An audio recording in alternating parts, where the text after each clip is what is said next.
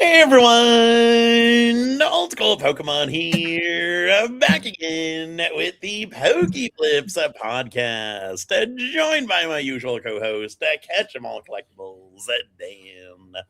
How are we doing tonight, Dan? We're booming. We're booming at night. Pokeflipz after hours. When was the last time we were live this late in the day, this late in the evening? It has been a very long time. I don't even remember. We started doing pre-recordings. I forget when we switched over to lives, but I remember we did lives at night for a while, and then we finally made it when you went full time. We finally made the switch to daytimes. Yeah, it's crazy actually. We've been doing this for over 5 years now. My channel origin was actually episode 1 of Pokeflipz, and I'm gonna pull it up now. It's annoying how it doesn't tell you like the date. It just tells you 5 years ago. Like it doesn't tell you the exact date. But I'm gonna go into my back end and I'm gonna sort by old. March 26th, 2021. Podcast number 1 with Old School Pokemon. Man. So we are firmly over our 5th birthday. We are on year 6 of the Pokeflipz podcast. Oh, God, that makes me feel so old. I am to blame for it being at night. So either I apologize or you're welcome, depending on whether it's better or worse for you. Nick messaged me today. I was at McDonald's with my daughter. She had school today, but she had to go to the dentist. So I took her out of school, went to the dentist. It was during her lunch period, so I had to go get lunch with her. And it was like, oh, yeah, I'm ready to go if you want to hop on early. Well, I'm at McDonald's. I just got food. This is not going to work. Last week was amazing. It was one of my favorite hobby weeks ever. I'm sure we'll talk about that a little bit tonight. I'm definitely going to recap that Monday in my video too. But man, my internal clock is still so far off. My Instagram, Discord, email, message backlog is still I don't think there's anything older than 24 hours old, but I've been fighting to like claw back to that, and it's just been a busy week in general. So had to go work on my car unexpectedly too. My car needed some brakes emergency because it was car. It's 4 years old, but 4 years, 40,000 miles. It's due for brake pads. The brake pads broke, so it was metal to metal. It was grindy. It was not. The thing is, like, I serviced it in the fall, and it was due. Like it was due, but it's like we're going into winter. It's like no sense doing. We'll wait till the spring when it's due for a service, and we'll do pads and rotors all the way around. Well, the right front brake pad decided that it wasn't going to wait until the next service. So that was done yesterday. I got my hands dirty a little bit. Had to put on the mechanic hat. But, yeah, so that's done. So hopefully good for another 40,000 miles on the brake pads. But, yeah, how have things been going with you? I know you didn't – you came for a little bit of the festivities, the most degenerate of the festivities. And I will share, though. You were there for the first night. I was going to say I will share. You did make the casino, but you missed a little bit of Airbnb casino. But no, I was there for that. I know. I was there, unless you guys played more. we played more. You caught the first night, but we played more.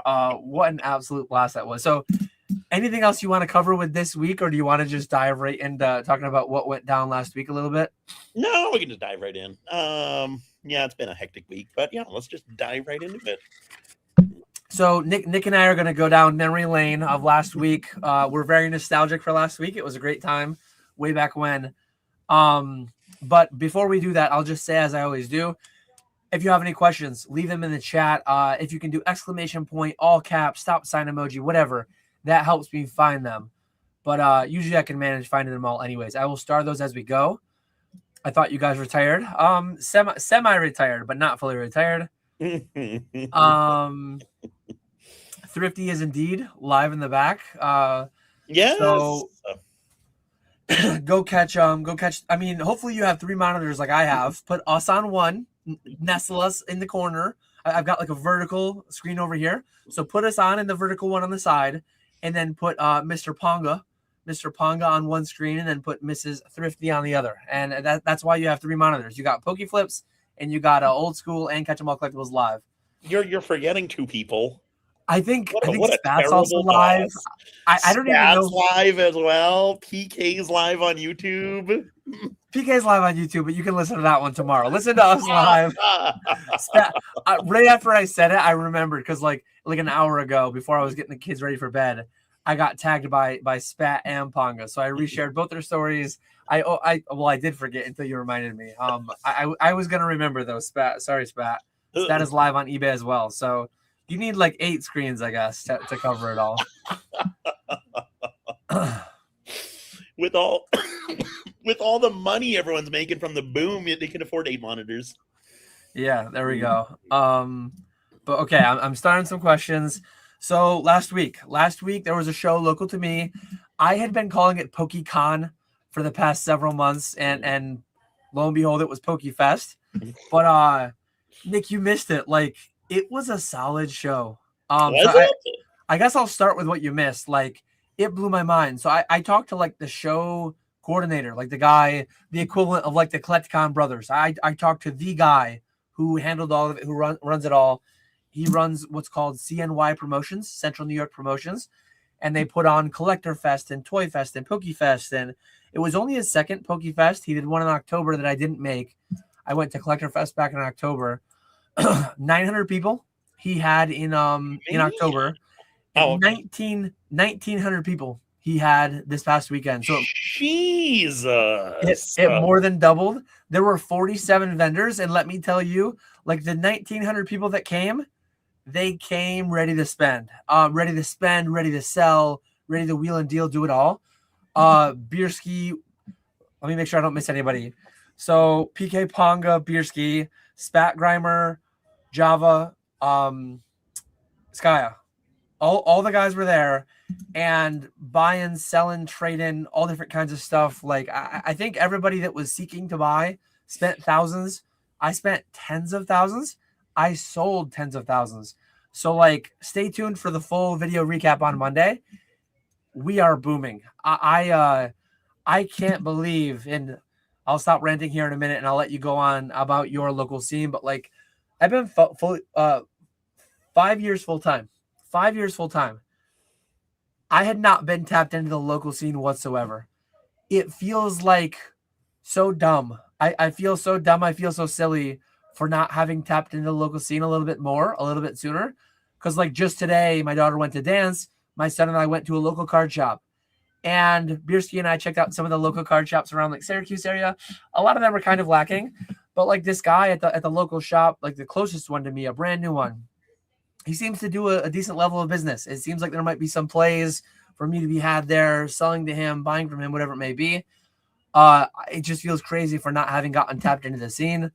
And then on that front, like, you are pretty tapped into the local scene, right? You've kind of been going to quite a few locals over going to Collecticon every other week or whatever. Yeah. No, there's a good bit of local shows around here. Which is cool. When I first, so I've been here for a year and a half, maybe a little bit more. And when I first moved here, there were shows, maybe like 2-3 times a month. There was one show. But now it's not only do you have shows every weekend, but you have multiple shows every single weekend. So you could, if you really wanted to, you could do a show every Saturday and Sunday. Which that's a little excessive, but it is nice that there are so many options available. And yeah, I've been really liking the local shows. I found one that I really like. And so I've kind of been focusing on vending that one. They do that one. It's usually like every other weekend.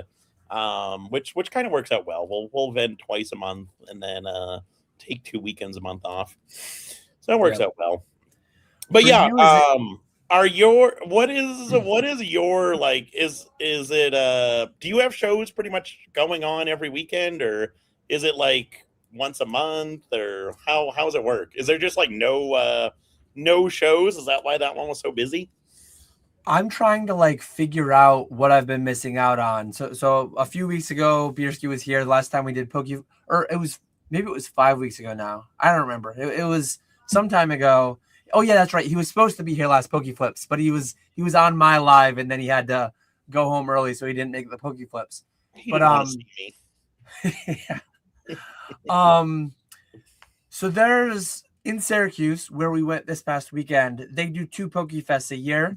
Other than that, though, they have what they call Collector Fest, and then they have Toy Fest. So every Collector Fest, like my he's seen around chats from time to time, but Ethan, he dates my neighbor's daughter. So I see him quite a bit, but he vends like every Collector's Fest. It's like once a month or so. I want to say there's like almost 12 of those a year. So once a month there's something in Syracuse. But I found out that there's like Utica has something on occasion. I think Albany, which is like an hour and a half away from me, so it's a little bit of a hike. Albany has their own scene. I haven't been to any in Albany yet. There's a couple other like smaller towns closer to me that have them once or twice over the summer. So I still need to like pop my head into a lot of the different ones. But one of my big focuses for the year, we went down to Fanatics headquarters for Pokemon Day. I definitely am planning on going to Fanatics Fest in July, I believe it is. I definitely plan on doing Collecticon Charlotte. That's like a yearly staple. But other than that, I think I'm going to try to hit the local scene harder just because it's like if and when there are things to do, it's nice to be able to drive the car for an hour, half an hour, as opposed to spending $1,000 flying across the country, having to stay for a few nights, whatever it may be. So like I said, I feel kind of silly not having established myself in my own backyard, whereas like I'm tied in with all these national brands and tied in with these national and global like selling platforms and grading companies and whatever, and then locally I don't have anything really going on. So I'm going to change that this year. Definitely trying to tap into that whole scene, and thus far it's gone well. I couldn't believe it. One thing I was going to ask you, are you more of a net seller or net buyer when you go to the local shows? Because for me, the way that it worked, like I was pretty much equal in and out, and I was buying sealed singles and slabs. I was selling sealed and slabs. I didn't really have any raw singles, but it was crazy to me. If you had told me I was gonna sell 10K and not buy anything, I would have been like relatively happy with that. If you would have told me I would have spent 10K and sold almost nothing, I would have been relatively happy with that. I bought and sold over 20K each. It blew my mind. Jeez. I had shout out to all the guys because like I was kind of like in the middle, and the local LGS was behind me. I didn't even realize until Sunday, after vending next to them the whole day. I didn't realize that they have a shop like a few minutes from me, but a brand new one. But I had PK, I had Ponga, I had Skya. They're like, Dan, give me $5,000. Dan, here's $2,500. Dan, take this. Then throwing money at me, throwing product at me. It's like, it was insane. With two tables. So wild. So for October, I'm planning to get like 4 to 6 tables for October, pending how many people are going to come. And I don't really know how big we're going to go, but probably not as big as we just did last week. No, that's wild. That's awesome. Yeah, no, the local shows near me are good, but they are not that good. I'm definitely mainly a more of a buyer at those shows than a seller, which I don't put. You didn't put a ton of effort into it either, but I don't put much effort into the selling side of things. So I think that's a part of it, because there are definitely people walking around buying stuff. But I just am very lazy about buying or selling wise. I'm more so going to just buy stuff. Yeah, I brought a lot of stuff. So I had 6 figures worth of stuff there. The way that it went for me was we were doing a mega stream that night on Fanatics. So like I had bangers. I actually had a Moonbreon that sold for cash there. I had the Phantasmal Gengars, the Dragonites. Like I had some vintage stuff. I had some modern stuff, everywhere in between. But yeah, everything that didn't sell at the show, we pretty much ripped a dollar auction that night on Fanatics, and that went well too. Nice. But yeah, Bierski says we're gonna go big 2 weeks at Turning Stone. That could be dangerous. he wants that Ruby card. Yeah, we made out pretty well. Mhm. Oh wait, wrong one. Oh yeah. So Alex wanted to know how much are sellers selling to sellers on those events against sellers to collectors. So if I had to guess, I did buy from a couple other vendors. I think I had the Moonbreon that I sold. I actually sold a Moonbreon for 4K cash, and then it was an LGS who I still have to go visit that LGS because it's one that Biersky and I missed. I think it was just we were out on Wednesday night and they're only open Thursday through Sunday or something. So they bought it from me for 4 and they sold it for 4,200 cash later that day. So it was my first sell of the day. I actually one of my if you look back at my videos, vendor tips and what to do, what to bring to a convention. I always recommend making sure you have change. I brought only 100s. Nick, do you remember actually? You were sitting by me, I think. I was at the blackjack table and I was like, why do I have all these 20s and 10s? So I'm like, I had those in my wallet for the show and I got sick of my wallet being that thick. So I cashed in all my 10s and 20s for chips at the blackjack table. But that Moonbreon that I sold, I think he paid in all 20s or like 3K in 20s. So I was flush with change for the rest of the show, which was nice. Oh, there we go. There we go. But yeah, I probably sold 80% to the end consumer by volume of transactions. But if you go by dollars of transactions, the few sales and buys that I made from vendors were the bigger ones. So maybe 50-50 vendor to vendor transactions versus consumer to vendor. So very roughly, I might be able to detail it more in my video on Monday, but also I wasn't jotting down everything. Money was flying every direction. I do know my net change in my Venmo account, my net change in my Cash App account, all those things. But yeah, it was a crazy good show. I loved it. Sweet. Yeah, because we weren't sure how it would be when I forget who said it. Someone said there was only 45 vendors there. Yep. So I thought it'd be a small show, but that's awesome. One thing that was really cool too, which was kind of sketchy and kind of scary, you could literally drive your car in, pre-show vendor setup. They had vendor setup going from I want to say it was 6:30 a.m. till 9:30 a.m. and they closed the overhead doors at 8:45 a.m. So obviously they weren't going to have cars in there when there were people in there shopping. But I got there around 8:20. I got there a little over an hour early so that I could get in while the door was open, and literally being able to pull up to my table, unload everything, and then at the end of the show, we waited half an hour for everyone to clear out. I pulled my van right up to the table. Some people pulling in with massive trucks that they could seemingly barely drive. It's man, if somebody hits the wrong pedal here, they're just gonna plow over 17 vendors. It would get a little dark pretty quick. But oh man, as far as logistics, some of the Collecticons, you're parking so far away, or your hotel's 6 blocks away through some downtown of some city. This place, you literally parked right there, or you went inside, unloaded. It was a thing of beauty. It was amazing. A lot of vendors were just walking their stuff in. They were probably sketched out a little bit, driving in. I'm nah, I'm pulling right up to my damn table. You got so much sealed. I had a minivan and stuff. 100 So trips. yeah. I can't believe reasonably well all that stuff fit on 2 tables. I say that, but Biersky and the guys were buying so much, and I'm definitely having probably at least 5 tables. I would say having 2 earmarked for buying will be the play, because when you start displaying binders out on top of your displays, on top of your sealed product, it's just not optimal at all. Yeah, for sure. Are these just local shows, or do they do them? Because we have a, I forget what Walrus said. It was like a Pokefest or a Collector Fest or something. The name sounded similar. Is that something completely different, or do these guys have national shows? This is just a local little thing. Hopefully my video on Monday doesn't blow up too much. I don't think it will. Hopefully I don't have them end up losing the ability to use that name, but I doubt I will.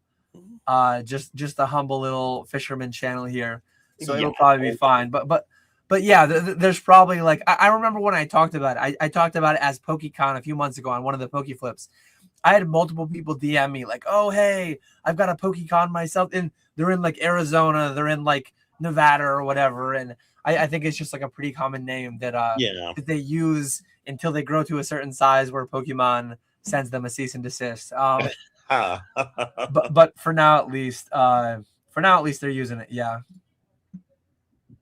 I Awesome. am looking at some data, but yeah, it wasn't the same show Saturday and Sunday. It was two different ones. it was. So yeah, Saturday Was one better than the other? Or were they both pretty solid? So Saturday was all Pokemon. They were in the same building. They had the same footprint, roughly the same amount of vendors. So Saturday was all Pokemon. I guess all primary Pokemon. I think you couldn't have a table if you didn't have like at least half Pokemon. I think you were allowed to have a little bit of other stuff with it as well.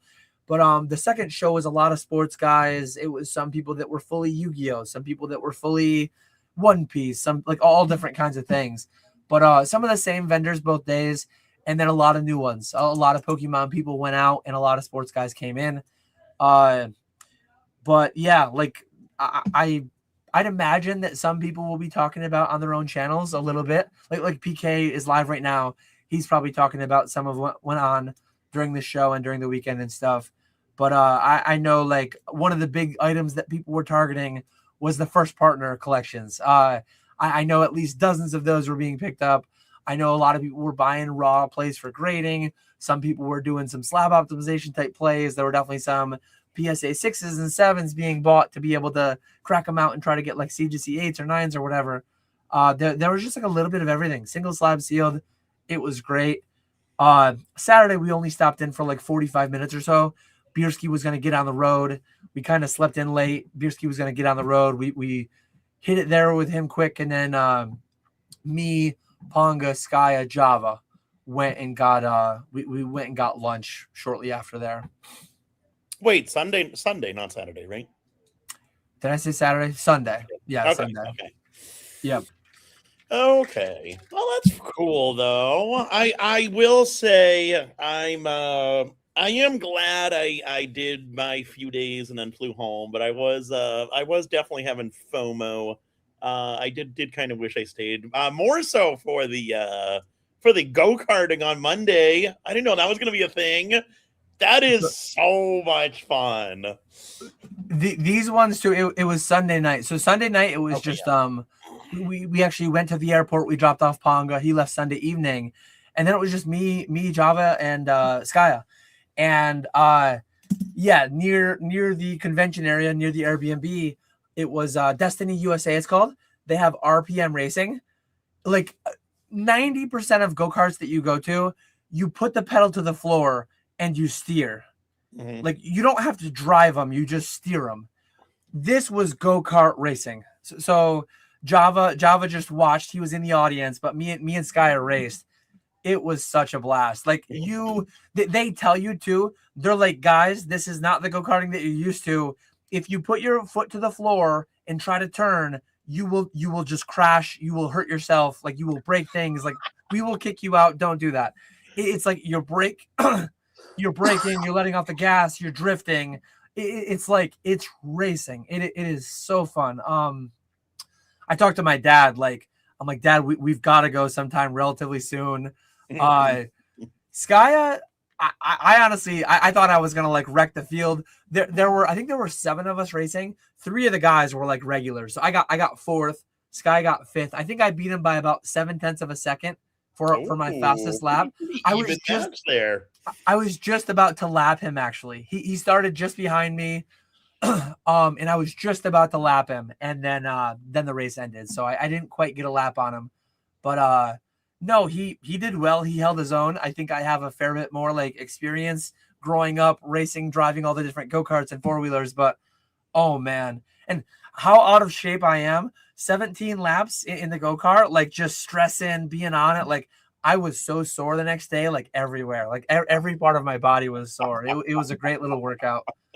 I will definitely be back to there. It was like, and we went bowling the night before, but bowling was a lot of fun too. It was funny because like before the bowling, everyone was like, I'm not very good. Like we were talking about maybe doing some kind of a little wager, like last place in bowling might have to buy something. And it kind of sounded like everybody thought they were going to do really bad. And like everyone was hustling. Everyone did so much better than I expected. We had some crazy high scores out of nowhere. We had a couple really low ones too. The amount of turkeys that people were getting left and right, 3 strikes in a row. Oh, yeah. It was pretty wild. People on average were way better than I would have expected. But yeah, I will go to greater lengths recapping all of that on Monday in my video. I'm sure I'll do the standard Catch 'em All Collectibles slideshow, showing all the food that I ate, showing all the fun things that went on. But any bit of the Turning Stone you want to recap, or how did your visit go compared to prior Turning Stone visits? I think this was the first time I actually won. I think we both lost the 2 previous times that we went. I believe so as well. So yeah, this one was a lot better compared to previous ones, which was nice. No, it was a ton of fun. It was a lot of late night degeneracy. But yeah, it was an absolute blast. It was so much fun. I'm ready for round 2. Whenever you're ready. We're both Ruby tier. We've got free room ready to be comped. My wife and I are actually looking forward to. There's a new restaurant opening there soon. There's a new hotel opening there in a couple of months. There's actually a very nice restaurant that we've never been to there before. So at some point we're gonna go. Courtesy of last week's degeneracy, I've earned a comped room. I've got enough credits for like a very fancy dinner for 2. So date night was secured with last week's degeneracy. There we go. I had so much fun. the player's card is definitely the way to go. I was not convinced, but it is definitely the way to go. Yeah. The Baccarat was fun. It was very dark the first tango that I had in that room, but maybe I'm just biased because my last session won quite a bit in a short duration. But were you? What was the second time when me and you went? I was doing decent until we bet it all on the last one. I think up until that one, I was down a little bit, but not down too bad. And yeah, I think I'm going to try to session whenever we go next time for a while. I'm going to try to session there for a few hours and see how it goes. Because they do have a couple sucker side bets, but they don't have ones that I would pump like every hand like I do in blackjack. I was just hemorrhaging money through that side bet. Well, it's crazy because like at the beginning, I was printing money through the side bet, and then I hemorrhaged it for like a long session, and then I hit it monstrous at the end. I never got that 28-1 though. I never got the double perfect match. You were killing it with those matches. That was insane. I still haven't heard back. Remember the Mudkip guy, right? He said his son's favorite Pokemon was Mudkip, the attorney that we talked to there. Oh, yeah. I gave him my business card, so we'll see if I ever get an email from the random attorney that we were playing some blackjack with. There we go. Yeah, no, that was probably the coolest thing that I saw was what was it? The Blazing Sevens or something like that. Where there was the side bet where you put $5 on the light. I can't believe I missed her winning that 10K. Oh man, that would have been awesome. I got to witness that. That's the biggest win I've ever seen at a casino. Which that was wild. I guess it makes sense, but they did stop it for longer than I thought. We were there for like 20 minutes just talking. While they reviewed the cameras, better ID, all that stuff. It makes sense. It is wild though, because like in the time that I was there, we played with them for a few hours. She was probably down 10K. She hit a 10K like mini jackpot just to get back to even. As PK says, thank you PK for the raid. Thanks everyone for being here.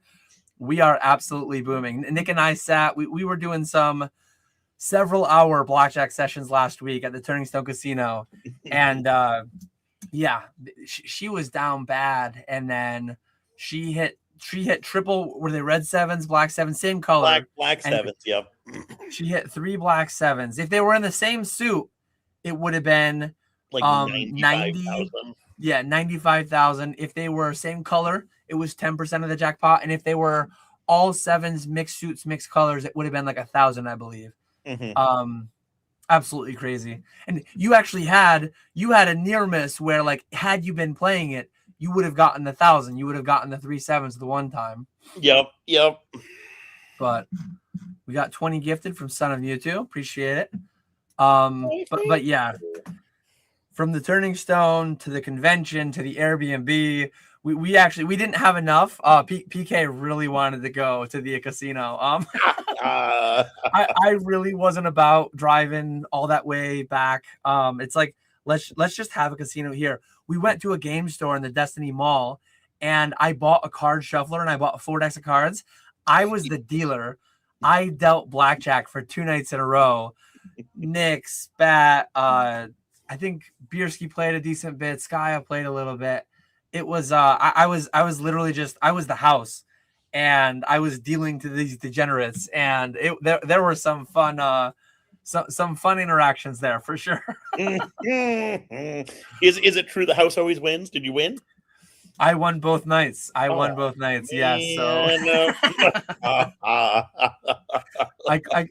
I was only slightly negative. If you count rewards, if you count everything, I look too. So I'm bad about washing my car. If I get to Onyx tier, which you and I are halfway to Onyx tier with 6,000 points, 12,000 points, I'll get 2 free car washes a month. And the car wash is like, I drive by the car wash every day when I go to UPS. So it's like I can get there's like some actual value there. I need to go have a session again, matching the length and the duration of the average bet volume of this stay that we just had, and then I'll be Onyx tier. I'll have a fancy black card, and I think you get like 2 monthly trips to the driving range. So Man, I mean, they got some solid perks. If I start climbing the ranks, I mean, as long as I don't spend 10 grand doing it, it'll be pretty plus EV. Oh man. That's some solid perks right there. I like it. Yeah, so yeah, that was really the week. Again, I guess we covered a lot of it here, but I will definitely go a bit more into it on Monday, as I always do. And that was first. I heard I missed the best meal. The barbecue. I heard that was the best one. So I only asked a couple people, but I think Steakhouse was most commonly the one that I heard. Okay. Who told you? I mean, the barbecue was up there for sure. I love dinosaur barbecue. But there was someone I don't remember. There was someone who wrote barbecue. Steakhouse was solid though. That was probably my favorite. Yeah, the steakhouse there is very, very good. The bone marrow is always a hit, and then the dry aged ribeye, you can't go wrong. No, prime rib. Your prime rib did look good. It did look good. I can make a pretty decent prime rib at home. I guess I could theoretically dry age steaks at home, but I would need to get equipment, and I'm not prepared for that. See, you have a family you can make a prime rib for. I'm not about to make a prime rib for myself. I mean, you got Walrus, you got Thrifty. They're hungry. They need fuel for the boom. I think there was a tiny bit of martingale going on, but that gets dark over long sessions. So yeah, I don't think there was too much martingale going on. I actually I did what was the one we lost like 10 in a row of something? Oh, that was with Baccarat. That was our first session of Baccarat. Yeah. You didn't lose as bad as I did because you were bouncing back and forth from player to dealer. That's right. Yeah. I was straight dealer the whole way, and player hit like we had a tie or two, but player hit like 8 times in a row. It was insane. I hemorrhaged there. But yeah, what was I gonna say? Oh crap, I forget what I was gonna say. I think it was something about food, but I can't remember. Yeah, overall, really good food. As I said, place. That was a I wish we had a pizza place like that. Yeah, Yeah, that's like one of our go-to spots. Bierski was running the crap stable for quite a while. I didn't get in on it. I didn't I said dealer, but it's banker or player. The Upstate Tavern was really solid as well. That was That's just another a solid place. Yeah. We went there. I know they went there 3 times. We went there twice. That was a solid place too. I can't believe you guys went there 3 times and you never tried the social club. Like I would have played some blackjack and tried some wings and stuff at the social club. We did play shuffleboard there the one night, but we Yeah. didn't get any food there. Seemed like their food looked good too. But definitely one thing I remember what I was gonna say. So October, put it on your calendars, Pokeflippers out there. Let me pull it up to make sure I have the right one. So it is the weekend of Chicago Collecticon. I will say that.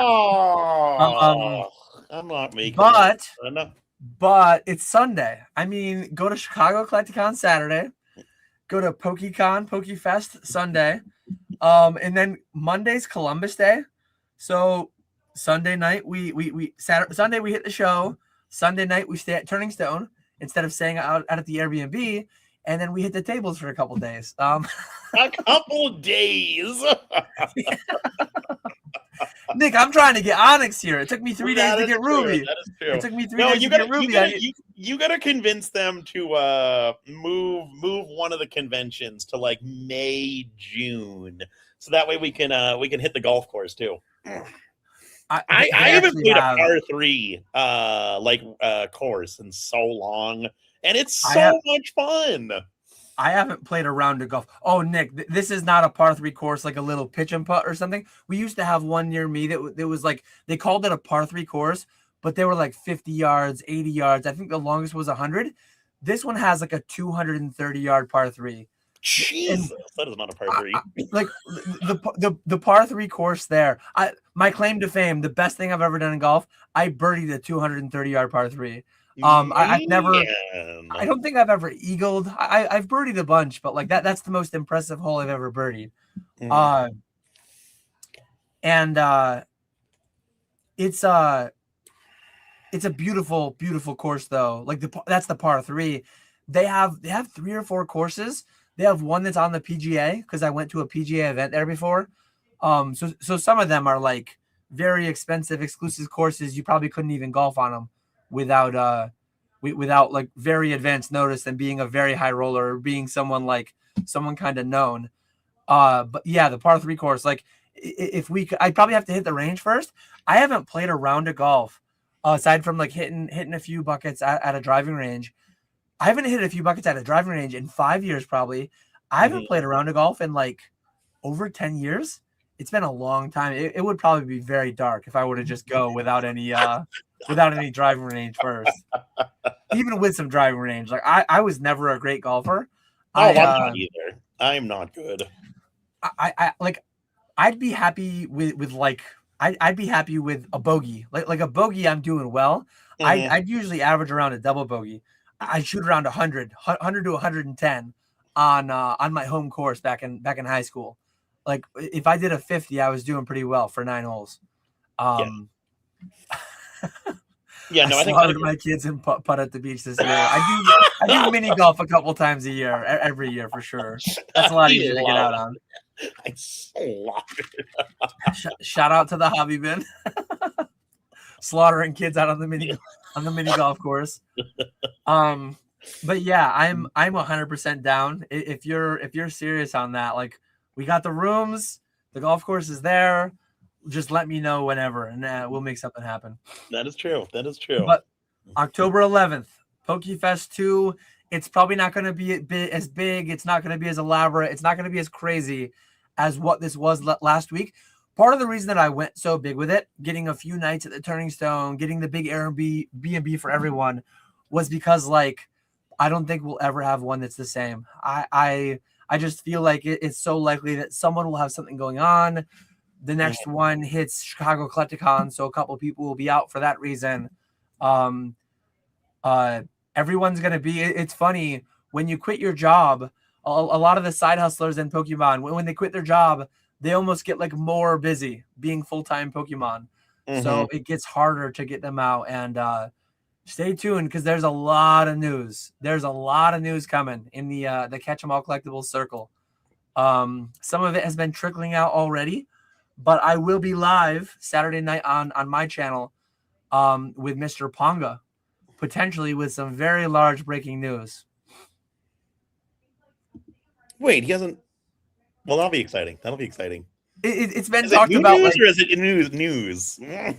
it's been talked about like in his live streams. So Okay. yeah, it's pretty out there, but I guess it's not been formally talked about on a podcast at this point, just in the actual live streams. But there are other folks in the vicinity of Catch 'em All Collectibles who may or may not have some massive news going on too. So I'm looking very much forward to being able to help and support in any ways that I can, and just see how far they can take their future endeavors. This is so late because I entirely forgot about the fact that we were doing this today, and Nick was able to flex to my tardiness because it's weird being the responsible one. Usually you're the one setting everything up and reminding me about these. Mr. Consistent, and then last week I go on this week-long bender with the convention and with the being the dealer at the Airbnb and having the Turning Stone little trip there.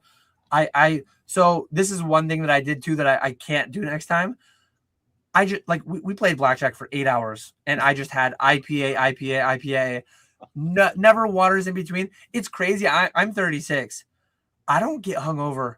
Before bed, pound a couple waters, pound a Gatorade, and I'm good to go. But my voice was shot on like Wednesday, and that was so dark. Like I was battling my voice from Wednesday through Sunday. I literally only just got it back today, and I don't even know if it's 100% today.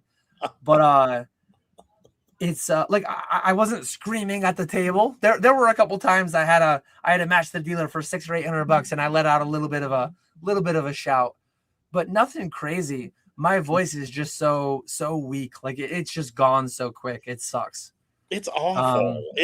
I hate it. I'm the same way. It's like what is it? Pokemon Day weekend. Yep.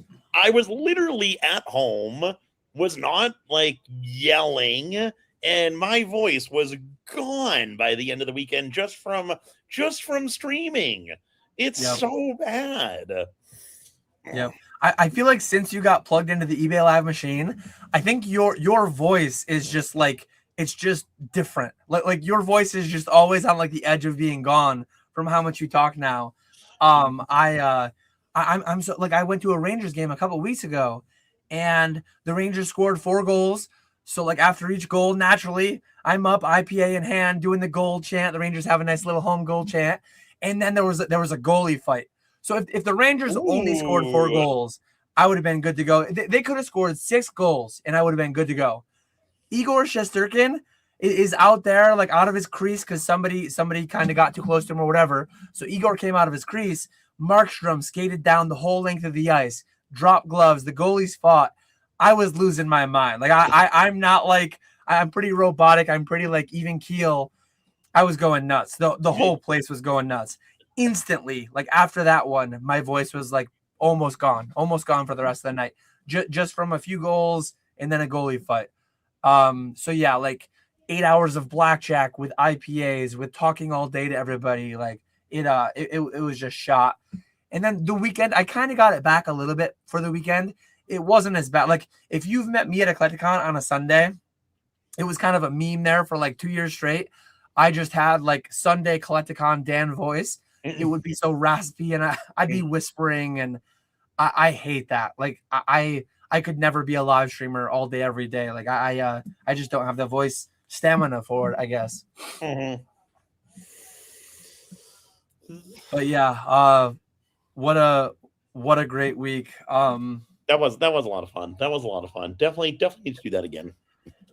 Definitely. I mean, just because of the duration, just because of the amount of people that I saw, for how long I saw them, and all the, like, my top hobby week ever, I would say. It was so nice because like every time we get together, it's Collecticon weekend, so we're always so busy. And Yep. it was so nice to not be busy and just have the whole day just to hang out and do whatever. Yep. That was awesome. It was more of like a we've talked about, and maybe some of them have happened to some level too, but like a homie con. Like why do we wait for a Collecticon to get together? Let's all just get together for something and hang out.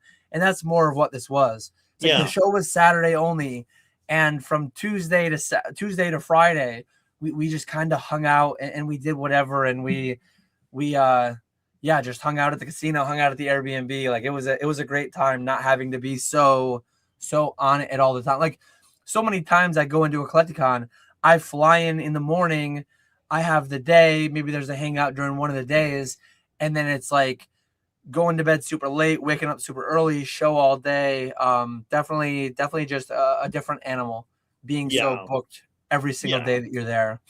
But yeah, really, really great time. Definitely appreciated that everyone made it in for that. But I think at this point, I'm glad PK came in a day early, which was awesome. Because originally I wasn't going to see him, but I got to see him Thursday night, so that was cool.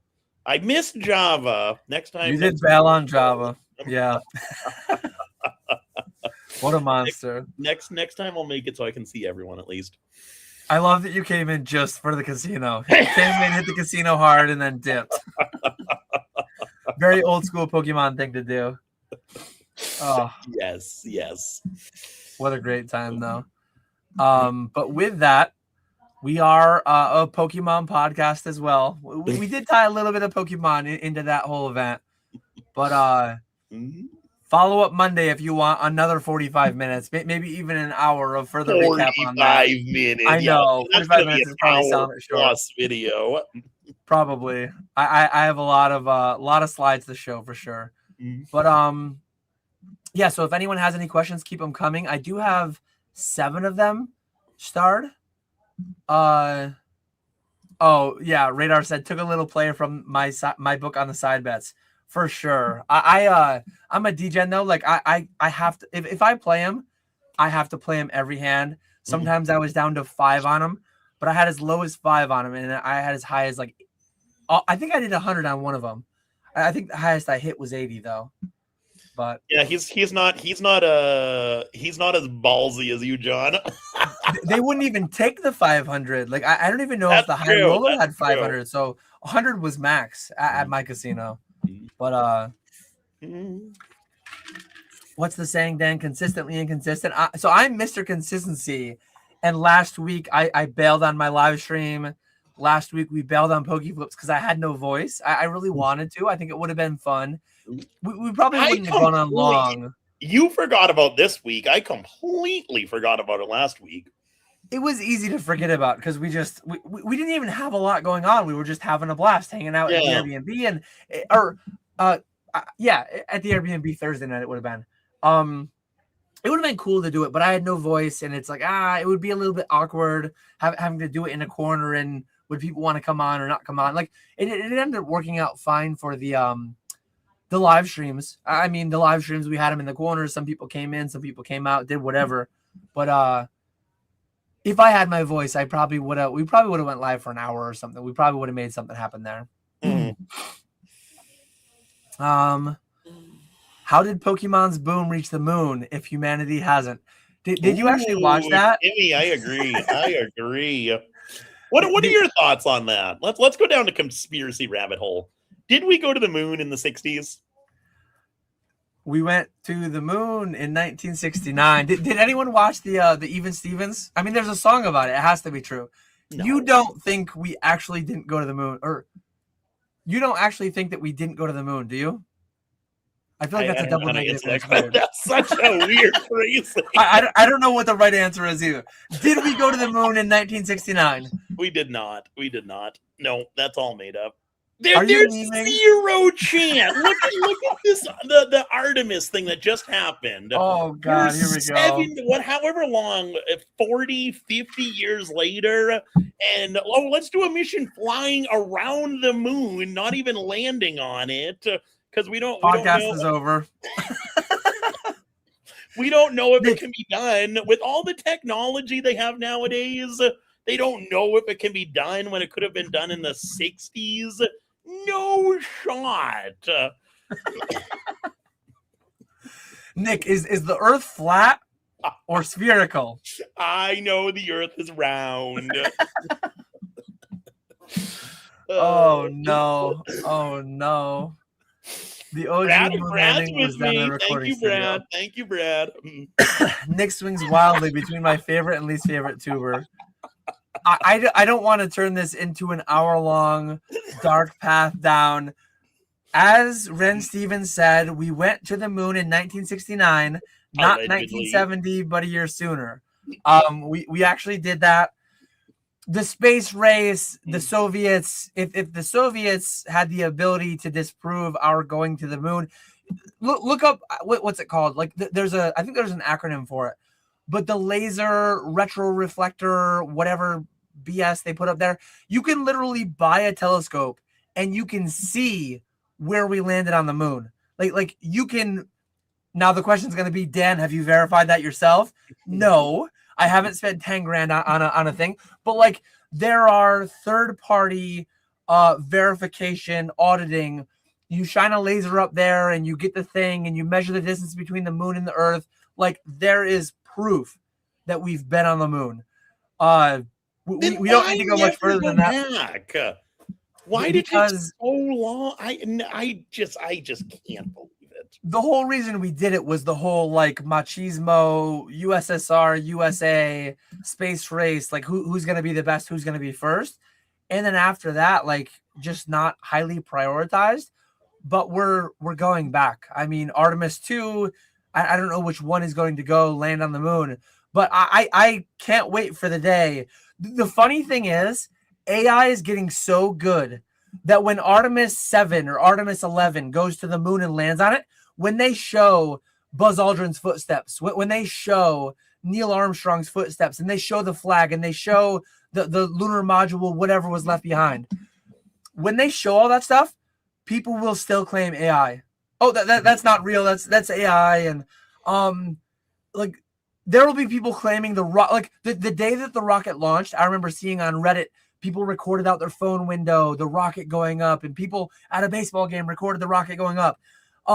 In 5 years, there will be people saying like, were you in Florida when it was launched? I don't think the rocket was even launched. It was all AI. It was all like, I watched the rocket land live in the ocean. Ponga was there too, and Ponga was like, wow, AI's gotten really good. Like as we were watching the lunar module landing, like it's crazy out here. It'll be interesting though. I don't know when we're planning to go, but I think that was Artemis 2, Artemis 3, 4, 5, 6 on up. The plan is to revisit, but at some point, like certain people just won't be convinced. Nick, go Google for 20 minutes after this podcast. Look up the laser reflectors on the moon. Like it is third-party verified. If and when it was faked, we would have been called out multiple times over at this point. And you can go find 50 YouTube, 100 YouTube videos with 10 million views that say we were, but getting even darker, I shouldn't even lead us down this path. But like, there are just so many conspiracy theories out there towards things that were like lived through by so many people. Like, yeah, I don't even want to like bring up some of the examples, but it's wild. So, some people just do it to meme. And then you have some people that truly believe in the things, and it's like, there are definitely people, a lot of people who truly believe in it. Yeah, but you actually are a moon landing denier. I am 100%. I feel like we talked about this a couple years ago on a Pokeflipz, and I don't remember. I guess I wiped that memory away. I repressed that memory. I've gone through years of therapy to repress that memory, and now I have to do it again. Oh man. I seen it take off, but who knows where it went.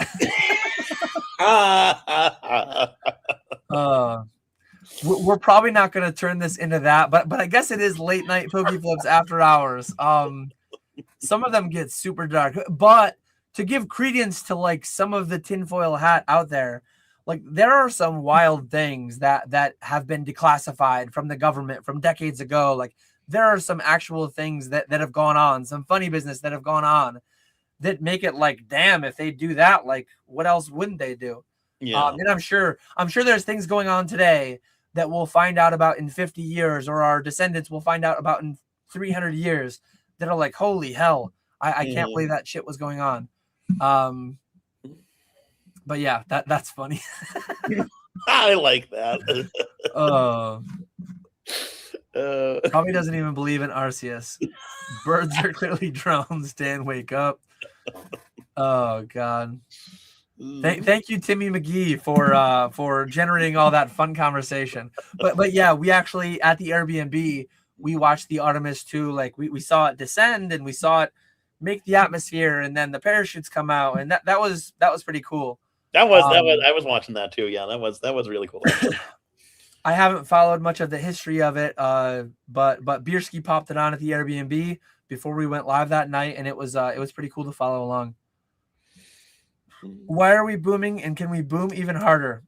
We are booming because we are early, and yes, we can boom even harder. Stay tuned as we boom even harder. Yes. Yeah, I don't know if I believe that, but yes, I will agree.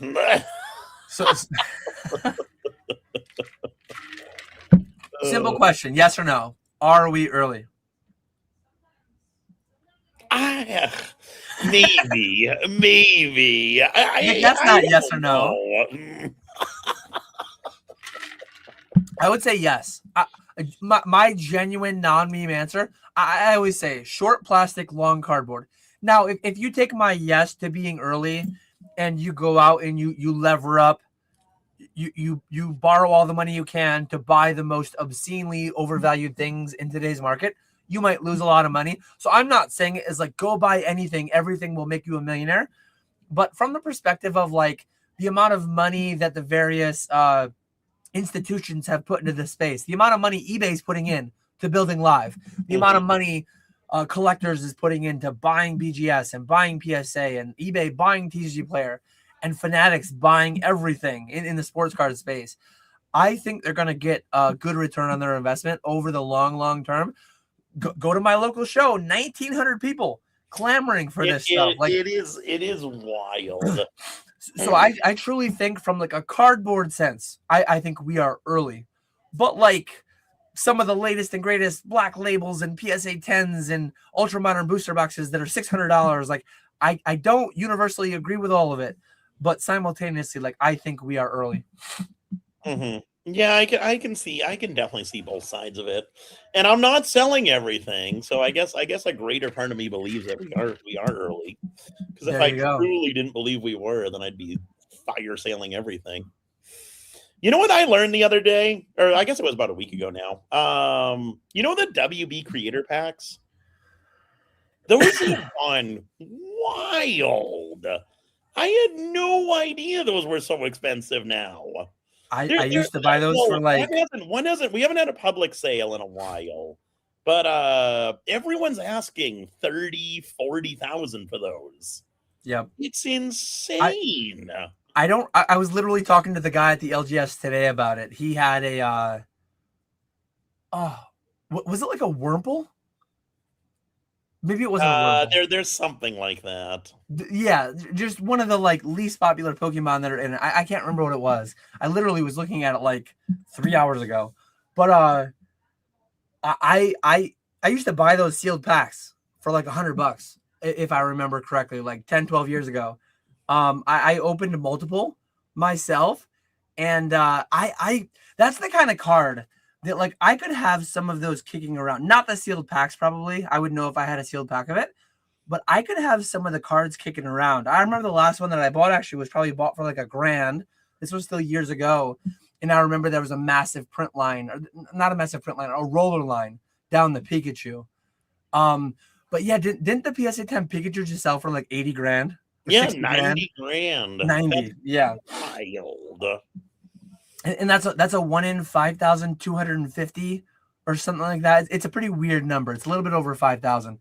Yeah. But 1 in 5,250, and it's getting 80 grand in a PSA 10. I think it's relatively low pop. Those cards were pretty tough condition-wise coming out. Very tough to grade, yeah. Even though they're non-hollows, like it's shocking how hard they were to get in a good grade out of the pack. Yeah. But yeah, we're booming. I'm actually doing. I'm probably doing it for the final time. So last boom, this current boom, 2016 boom to an extent. Troll and Toad Evo when I started, I've gone through all my 5 rows, all my 4 rows, like multiple times at this point. I'm actually having my sister over the next couple months go through like every card in every 5 row that I have, like one final pass. And not to say that I won't create more 5 rows to get set back for the future, but like I'm having her clearly delineate between what are new 5 rows, what are old 5 rows. So like I will turn over every stone. I will open every box. I will go through every 5 row.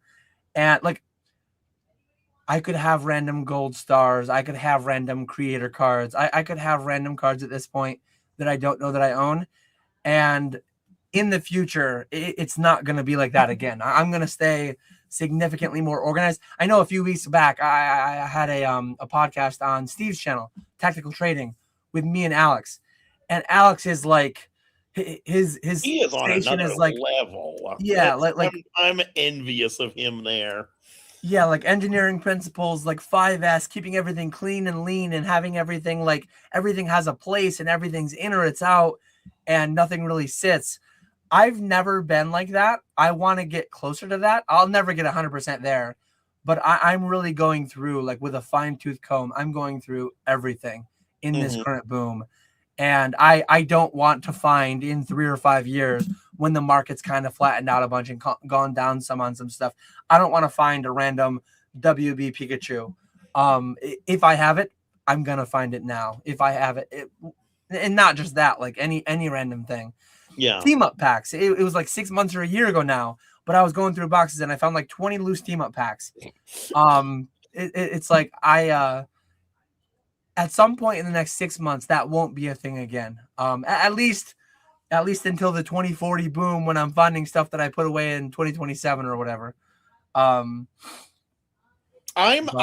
pretty well organized at this point with everything I have here, which is nice. But then I still have the storage unit back in Massachusetts that I gotta bring here at some point.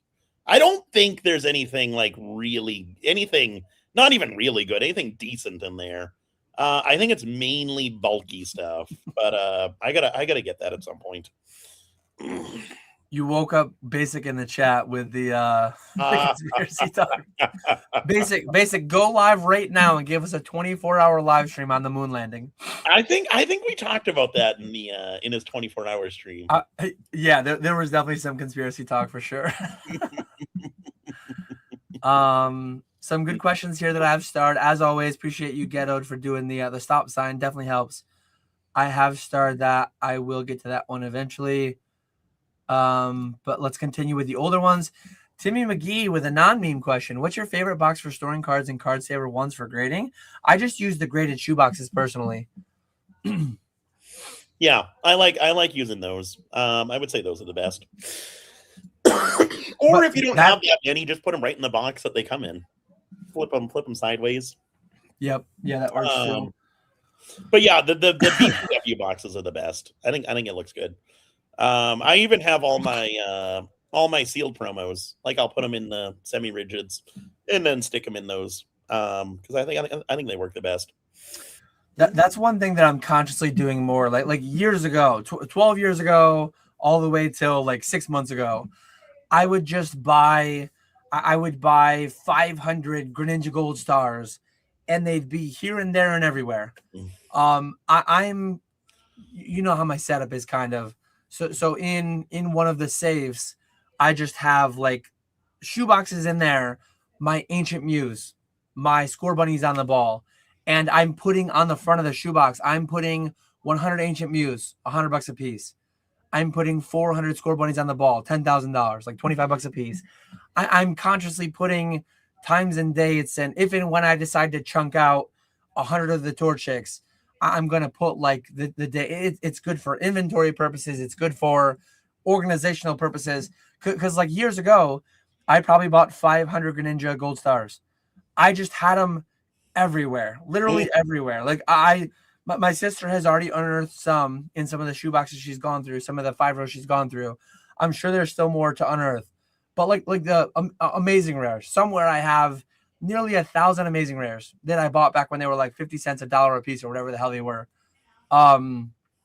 Those are being taken out. Those are being set aside, earmarked for like time capsule almost. Yeah. I'll get to them in 5 or 10 years or whatever point they become more of a niche thing, more of a novelty at a higher margin in the future on a live stream. Yeah. Yeah, no, that is definitely. I got to get better about writing down what I pay for stuff, because I have started doing that, is setting stuff back, and keeping a track of it in a spreadsheet, but I don't keep track of what I actually buy it at. I gotta be better about that.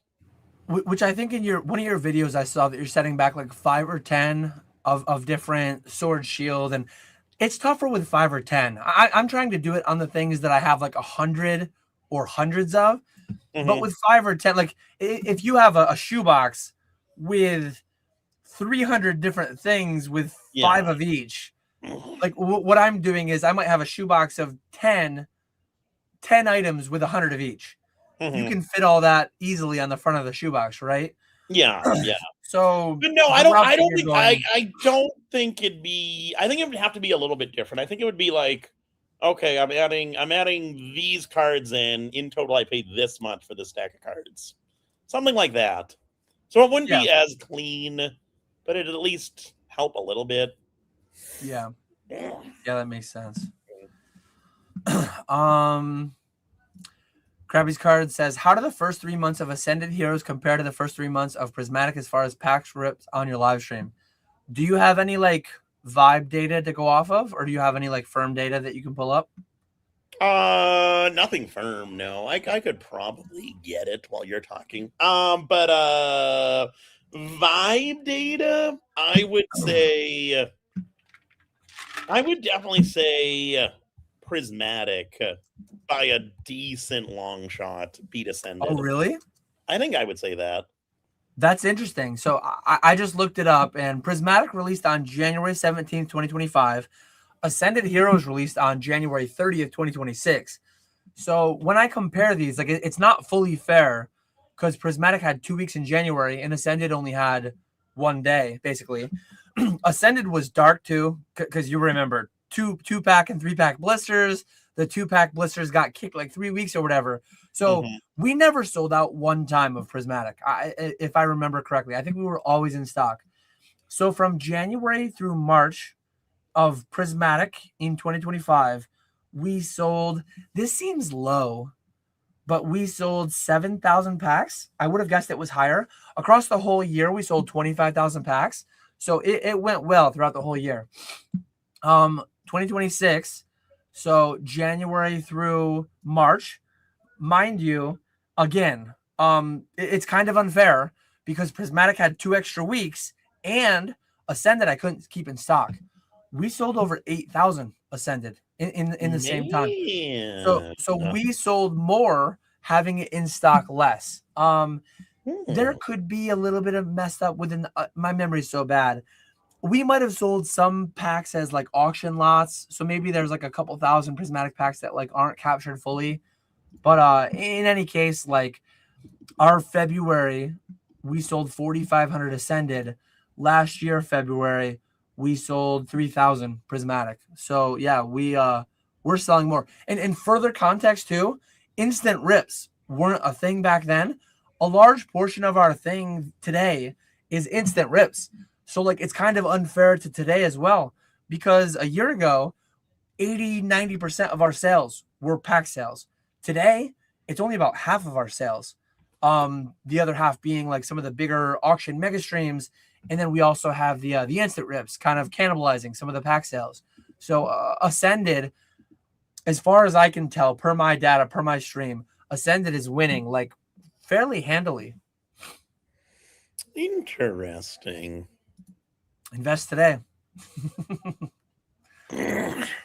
What's your thoughts on Ascended being like, what is it, 150 in ETB right now? It's like 1,700 in ETB case.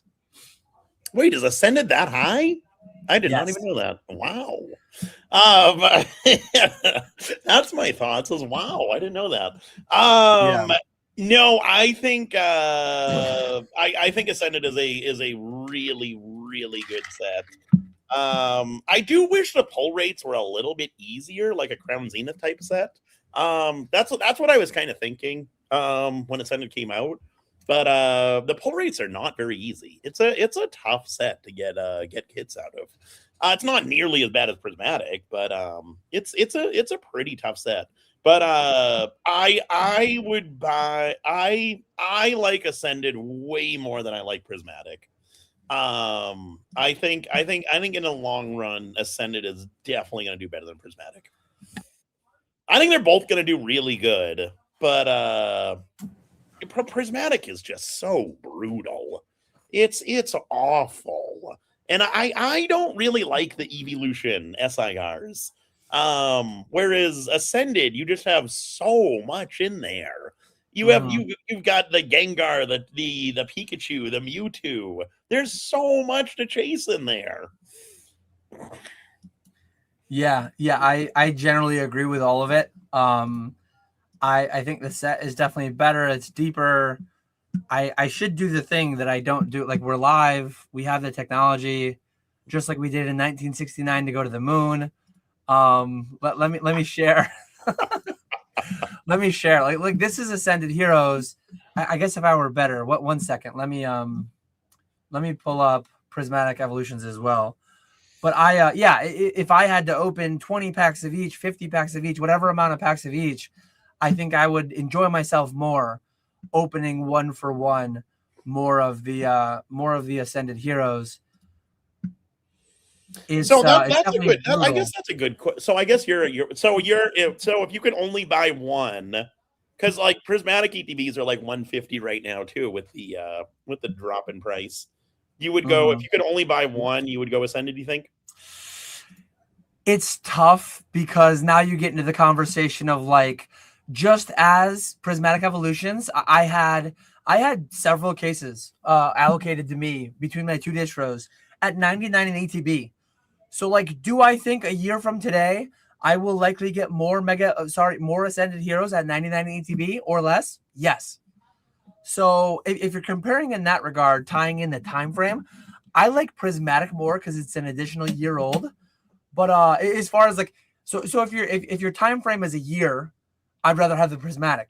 If your time frame is 5 years, 10 years, I'd rather have the Ascended. That's where I come from. Okay, where are you on that? I'm with you on that. But yeah, like look at all these. Look at all these. And the Psyduck is so cute. I absolutely love that card. It's so good. Yeah, there's some great cards here for sure. And then Prismatic, obviously you've got all the evolutions, you've got the God Pack, where you get all the evolutions. But once you drop off, I mean, you got String Cheese. I actually Ledge is pretty cool. That's actually a cool card. It reminds me so much of Mario, like the gold coins. But yeah, like you got Caveman Raikou, you've got some stuff going on, but nothing like this. I mean, it's so good. It's such a stacked set. But as I've been saying for the past year, like it all depends on what you're doing, and like I need it for the live stream, so I'm buying a lot of packs at the $9.25 a pack. But do I think that I will add thousands of packs later this year for under $7 or $8 a pack? Very likely, yes, just as I did in the past year for Prismatic. Hindsight, I wish I added more Prismatic when it went under 7. When it went under 7, I thought it was going to stay under 7 longer. I thought it might even go under 6, under 5. Clearly, I've been wrong on that front to the extent of how low these packs will go. But how much Ascended did you hold back? One thing that I liked about the ETBs not coming at launch, so with Prismatic, ETBs came at launch. I broke them all for packs pretty much. Not all of them, but a lot of them. Nice thing about Ascended, it was brutal at the launch, trying to buy from botters and scalpers and whatever to keep the packs for the live streams. But once I survived it, by the time we got to ETBs, I broke almost no ETBs. Yeah. I have like 25 cases of ETBs probably for Ascended. Man. Yeah. You get way more ETBs than I do. I'm jealous. I got 10 cases and I kept all those back. I'm definitely not going to sit on all of them. It feels like there's a decent chance that that they might sniff 2,000 an ETB case within the next month or two. Like with Perfect Order being weak, with Chaos Rising seeming relatively weak relative to Ascended, like very, very weak for both Chaos and Perfect. So like my data from the live streams say that people are shunning Perfect and they're opening Ascended. So like very short term, I'm talking weeks and months, I think Ascended is going to go up. I think at some point I'll throw I probably won't even have to throw a story up on my Instagram. I'll probably DM a couple people and I'll be like, hey, do you want to buy me out of 8 or 10 cases of Ascended Heroes ETBs when they're like 2,000 a piece, selling for 1,900 a piece or whatever? That's going to be kind of my like spec. That's my play. I think that I will be rewarded in that. I think that I'll be able to replace them in the next several months to a year. I think I'll get restocked and they'll be 99 or 119 or 129 or whatever the hell the number will be.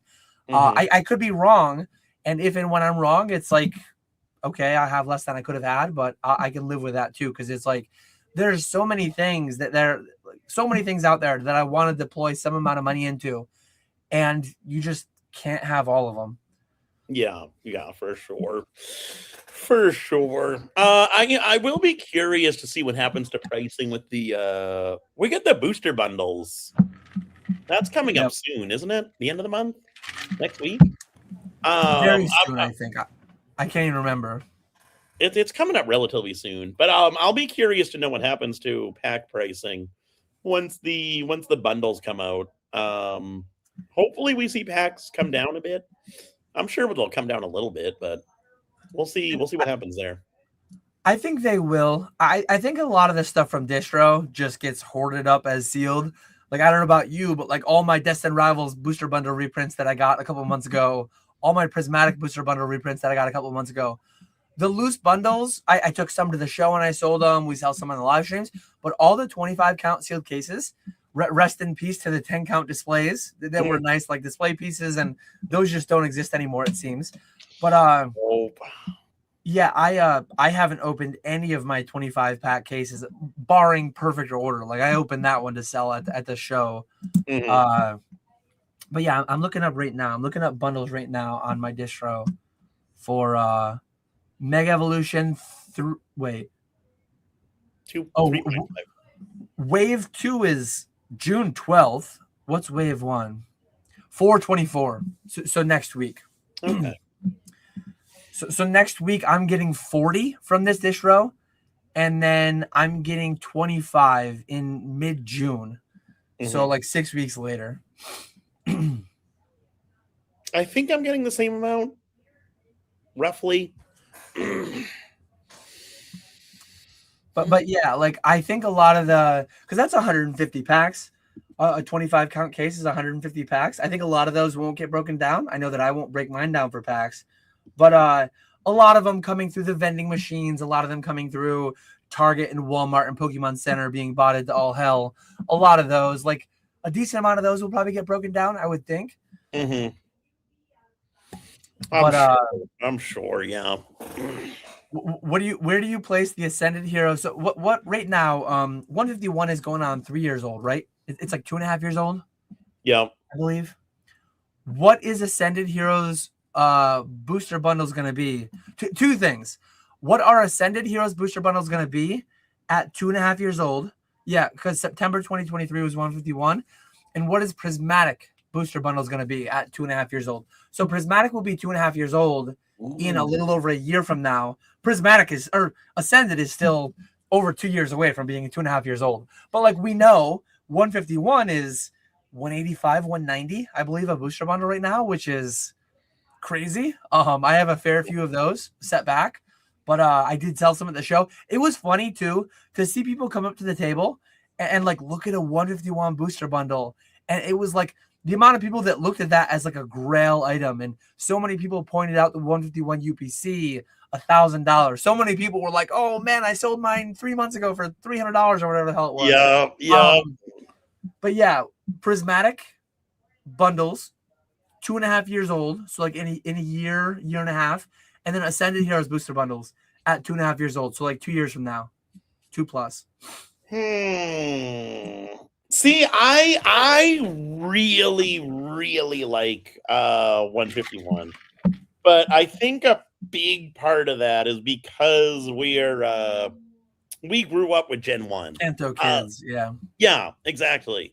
So I think that's a big reason why it's so popular for like our generation, whereas people today they're connected to it, but they're not as connected to it because there's so many different eras.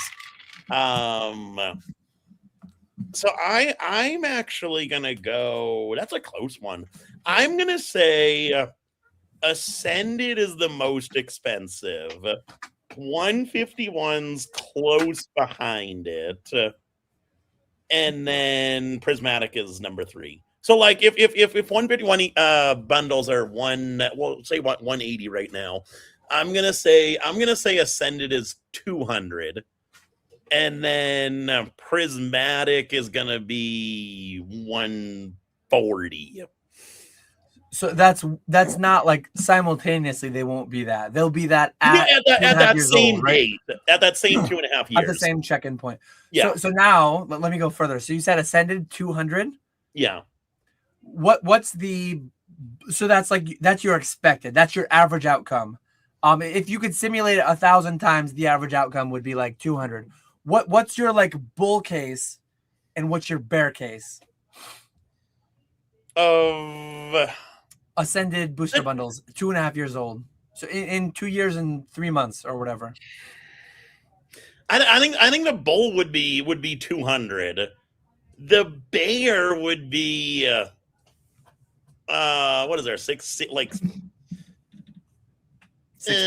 maybe $80. The trouble with Ascended is you have the new print facility. Like Ascended will still be in rotation supposedly when the new print facility comes on. So will they go back and reprint Ascended? They could, or will we be that far ahead where they just forget about it? I'm leaning more towards they're going to forget about it. I'm trying to think what I would attribute to these two. 2.5 years Ascended being 200 would, at the risk of being wrong again, it would kind of shock me. Like 151, it's not that old. It's 2.5 years old at this point, but it was in a relatively different time, right? Like we are booming. Presumably, in 2 months, we will find out what the print run was for the prior fiscal year.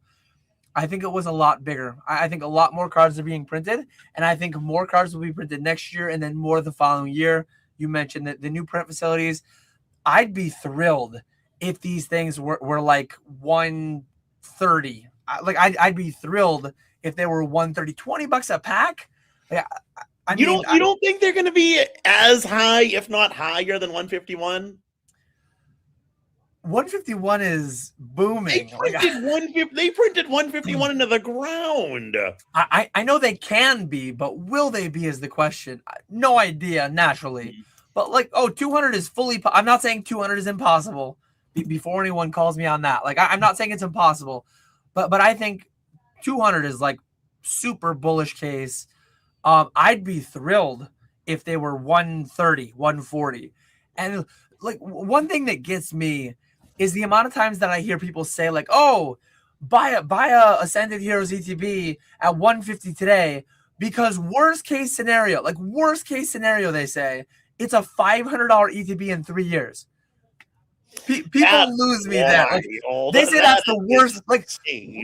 To me, the worst case scenario for an Ascended Heroes ETB in 3 years is like $50. And to me, that's a bullish take. Like, worst case, it's going to be MSRP. I'd be thrilled if that was like, well, yeah, it's the market's so irrationally exuberant is the proper term for it. It's so crazy right now. But no, like, if Ascended ETB booster bundles, I know I'm going back and forth between booster bundles and ETBs, it wouldn't shock me if they were 200, but like, that is so strong. That is so crazy if they were to be 200. They very may well be. I just think if things if we continue like this, how can't Ascended be more than 151? I just don't. If everything else continues the same, and we don't get a massive reprint with the new print facility, we don't have a massive drop off in demand. If everything remains the same, I can't see Ascended being cheaper than 151. That's a pretty big if, though. Not to be the guy who, like, I'm maxing out my IRAs and 401ks every year. I'm putting that fully in the market, fully in the S&P 500. I'm not like sitting on my hands doing nothing in fear of this happening. But like, the S&P 500 could drop 40% next year. It could happen. By some metrics, the market is currently more overvalued than it was during the 99.com thing. Like, I'm not, as I say that, I am participating. I'm not analysis paralysis. I'm not like doing nothing.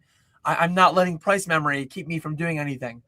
But like, that's a very valid potential outcome where layoffs and recession and big drop in the, I know crypto had it and Pokemon didn't care, said hold my beer.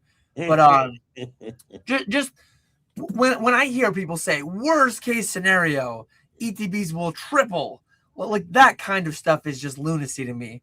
That kind, and again, like a year ago, I was saying, when I hear people say Destined Rivals can never go under MSRP, guaranteed, they were right, but they were so smart. wrong. They're looking smart now. Those people. No, they're not. They're as dumb as hell. They're as dumb as they've ever been. Their investment advice. Well, Nick, they're guaranteeing that the downside of Ascended Heroes after 3 years is $500. So, like, if I was half that bullish, if I was half that brainless, frankly, I would I would have a lot more than I do. It's, you wonder how many of these people actually believe that, though, or are they just because it's the cool thing to talk about on YouTube. It's how you get all your views, is to be super bullish on Pokemon. Are these people genuinely believing this stuff? I think more and more, yes. Like, some of the things that I heard on the ground floor at the convention, like, I definitely heard people saying, like, I didn't buy this 3 months ago and it was X price, and some people were just like, yep, I'm going to take 2 151 booster bundles because they're only going to go up. And at this point, like, 151, the train has likely left the station. It probably won't be reprinted again. But still, like, with something with so many of them set back. And like, I just gave the data, too. I just gave the data on the fact that Ascended is being ripped more than Prismatic was. Like, I'm bullish on it. I'm just not brain dead on it. I'm not going to sit here and guarantee that the downside, like, the worst case scenario, like, is a triple up in 3 years. Like, what are people? I'll never understand. I don't get that. I don't get that. But it is what it is. We're booming. I say all the things that I just said. I have 25 cases of Ascended Heroes ETBs, and I'm not like panic selling them. As I said, I think short term, I think they'll move up 10 to 15% before they go down at all. And I'm gonna try to like swing trade, momentum trade. I'm gonna try to optimize that play more. I'll probably send a case or two to Ponga and PK to have for their upcoming mega streams. To just let them rip for $1 on auction and get $1,600-$1,800, whatever. I think they're a good item to pump through a mega stream. But I've had a couple trickle through like DC Sports and whatever.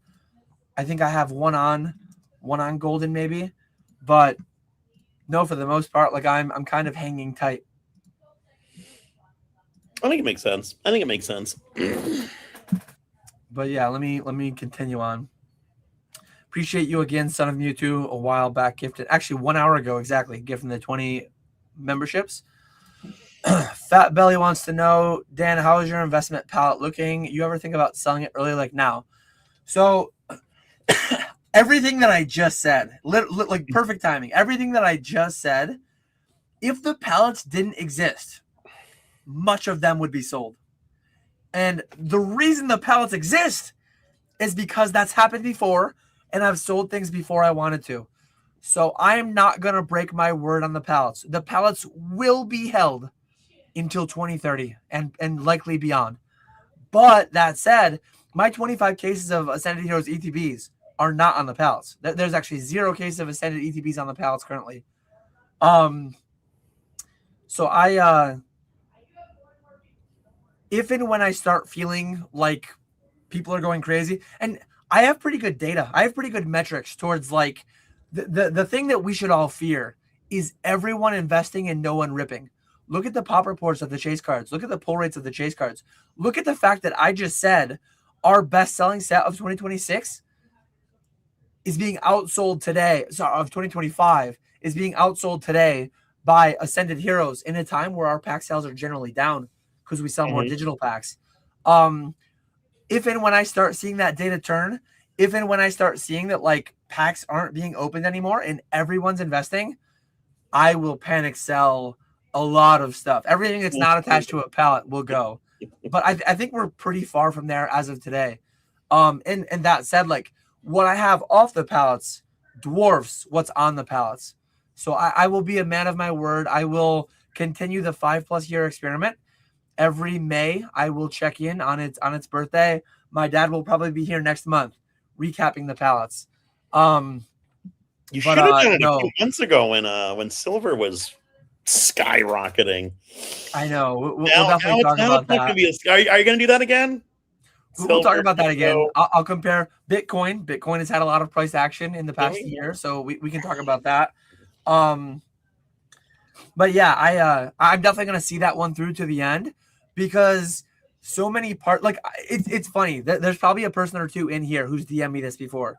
I get DMs once a week. Dan, do you ever just like think about selling everything? And I've had people literally just today, $100 and something thousand collection landed, and just today a different separate $50,000-$60,000 collection landed.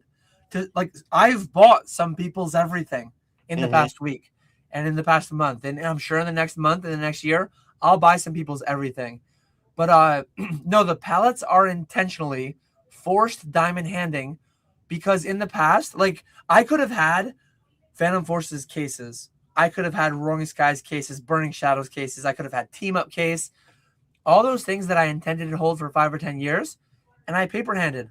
So the pallet is like a forced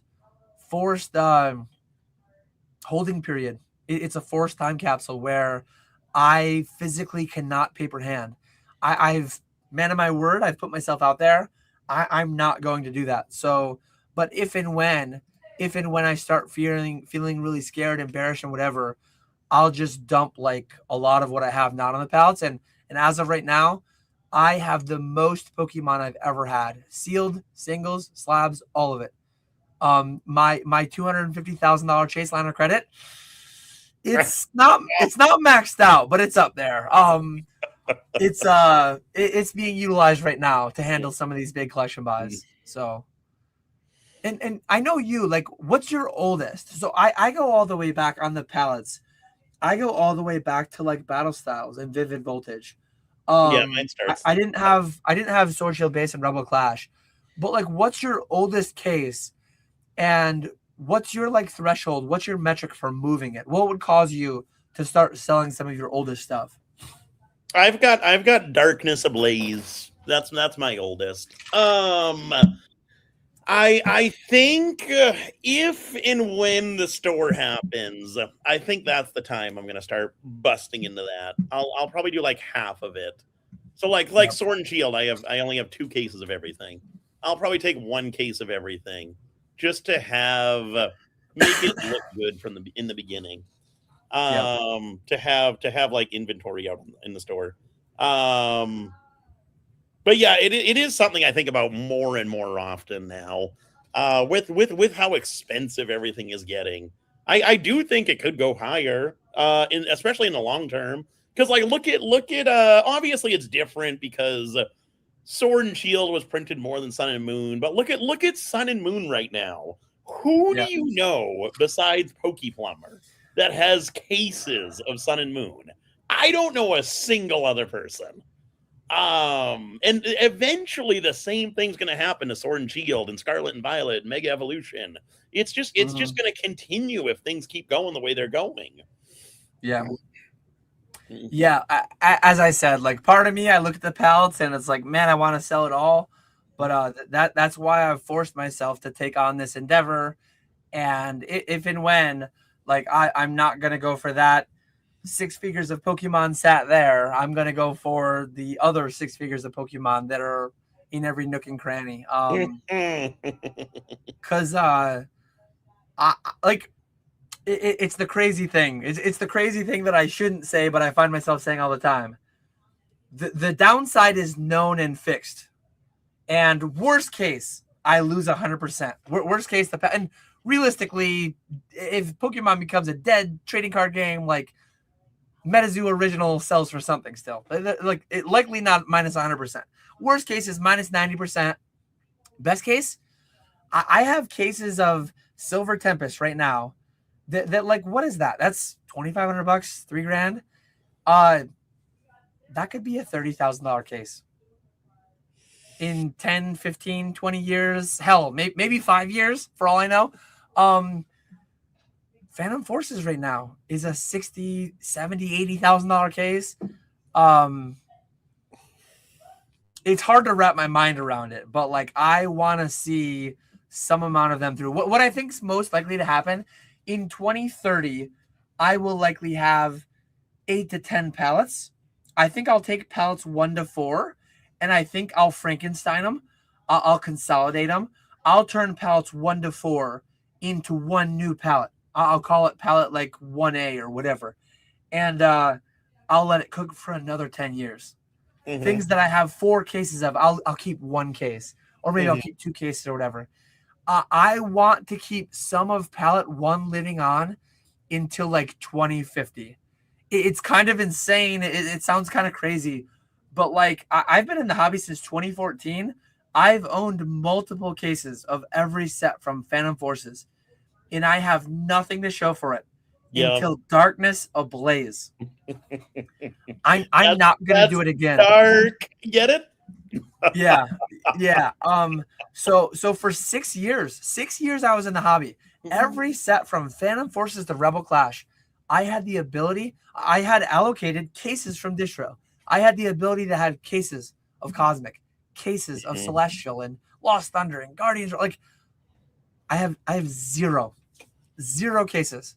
That will not and maybe I was wrong to the bearish side the first 12 years. And then maybe I'll be wrong to the bullish side. Maybe in 2050, I'll look at the remnants of pallet 1A and I'll be like, holy hell.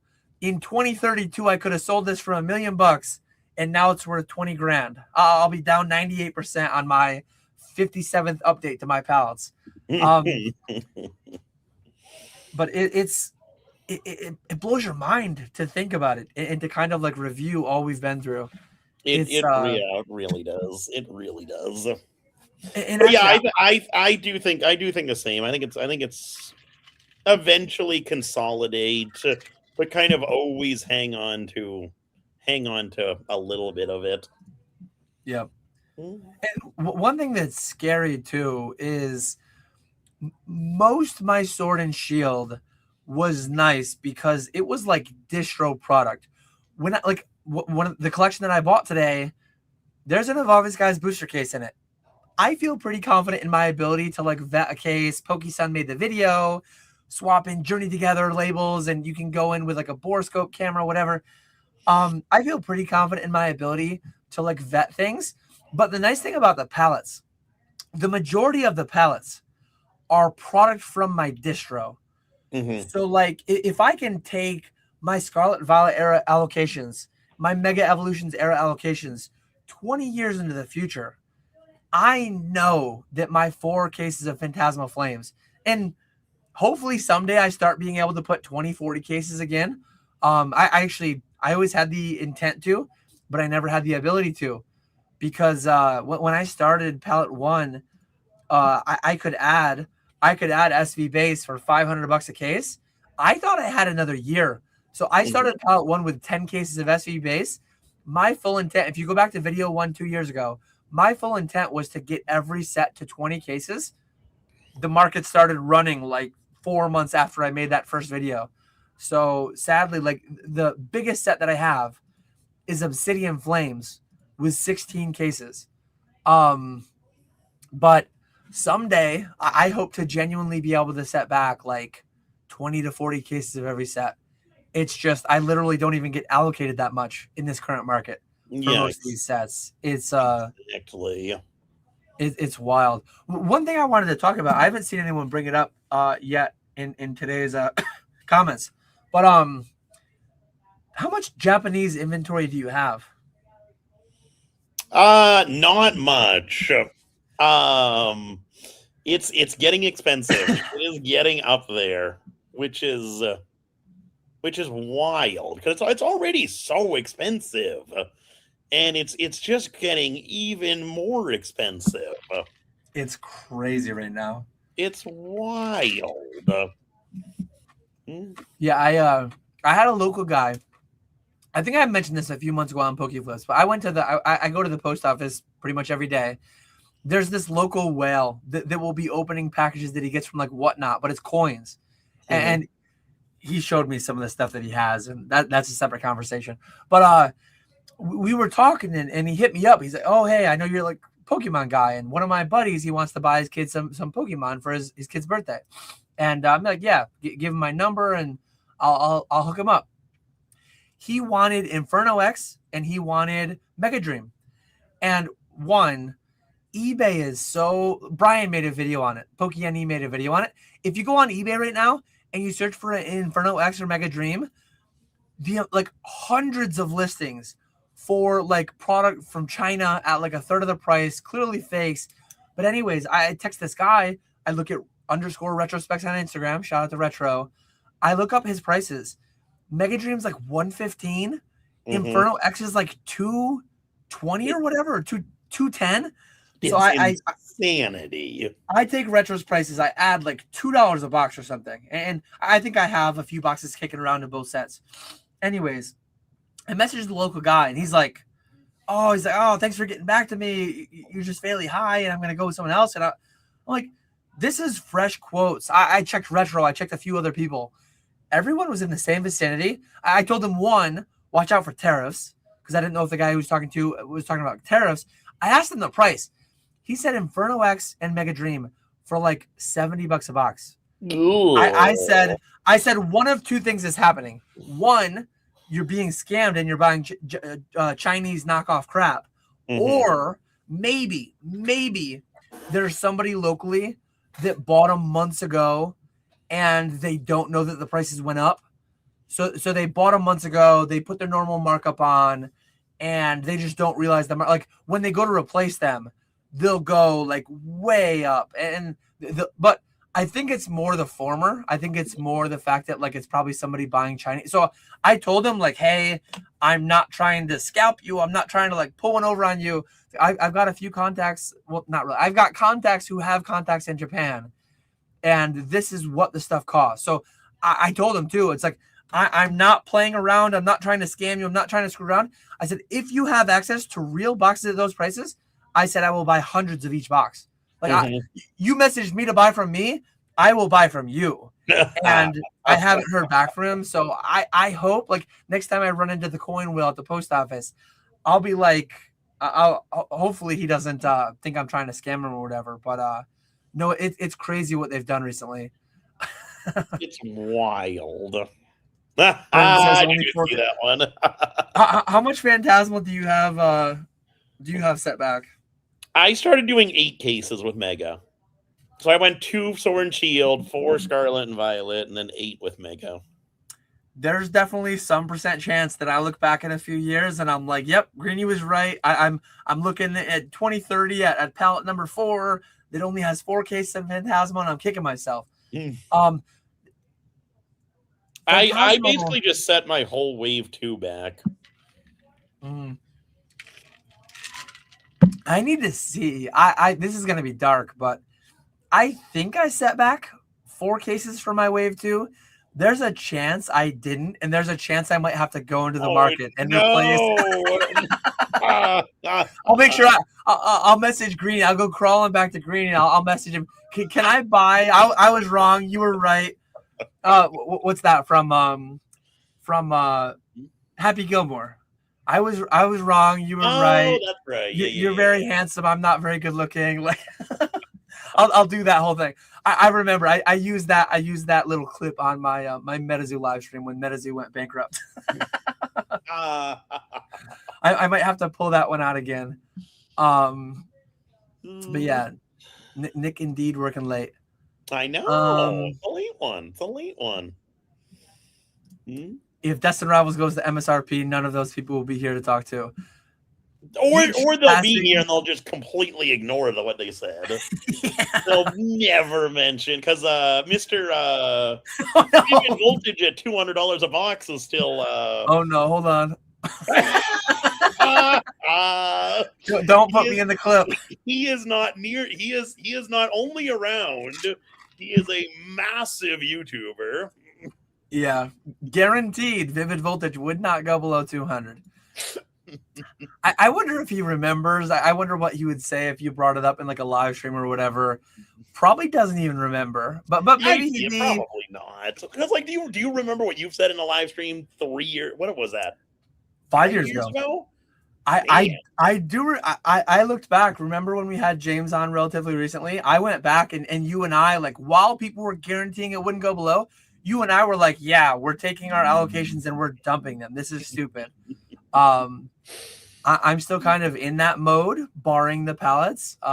If it weren't for the pallets, I would have 0 cases of Destin. I would have 0 cases of Journey. Like, I would have dumped all of it. So that's why the pallets exist, because I know that I don't know. That's my whole thing. Yeah. Ghettoed says, thoughts on PSA grading in Japan? Been seeing a lot more PSA slabs in shops in Japan. Saw some new PSA 10 ARs in Japan for like 13 US value. Is the PSA grading cost different there? I don't know. $13 ARs, PSA 10s. That's dark. That's very dark. That definitely. Well, I guess, is it like good Pokemon though? Because there's some dumb people grade some dumb cards. I mean, whatever they are for a PSA 10, there's no, like, what were you thinking was going to happen? People send it in months ago. Yeah, when the pricing is sky high, and then they get them back.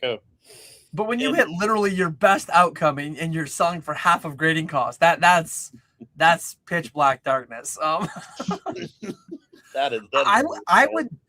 I would assume, but I am assuming, I don't know this for sure. I would assume their grading cost is pretty close. I couldn't see them being below 20 certainly. So any way you cut it, 13 has to be like they're taking a they're taking a bath. Yeah, that's rough. That is rough. Dan, what do you use for escort, bookkeeping, and paying wages? QuickBooks, Gusto. So I don't do like an actual payroll where a check is printed and payroll is processed in that fashion. All my payroll for me and my wife and my kids, it's done on the books. I pay the FICA taxes. I pay all the stuff. The transfers go to the IRS and the state, but I don't physically transfer money to myself. So my payroll it's not functionally moving money to me, if that makes sense. I pay myself a reasonable wage as required by the IRS, but no money's actually transacting. So I use Paychex though. Paychex is who processes my payrolls. There's a term for it. I forget what it's called. Where like no actual check is printed. The transfers to the government entities happen, but nothing further. and then all my bookkeeping. I do have QuickBooks for like a second check, basically like a backup check. But it's all Google Sheets. I do it all in Google Sheets. You I was pretty much gonna say I maybe it's just because I haven't played with it as much, but I don't. I've tried QuickBooks and I didn't like it. There's just I don't. way too much you can do in there. Yeah. It's so confusing. So I do everything the same spreadsheets. The ones I showed years ago. It's updated a little bit, but it's basically the same thing. Yeah. Mm. Yeah. That's I made my video this past Monday. And I saw it too. We talked about the last week, and you mentioned in person that you weren't gonna have a video for Friday, and then one came up. You had one in the archives to pop up, I guess. Shout out to Hive Mind. That was a video I recorded. It was literally, I think I literally recorded it like the day before Pokebean's house got broken into. Okay. And we were gonna upload it then, but then that whole thing happened, and I said, "Well, I'm not gonna upload this now."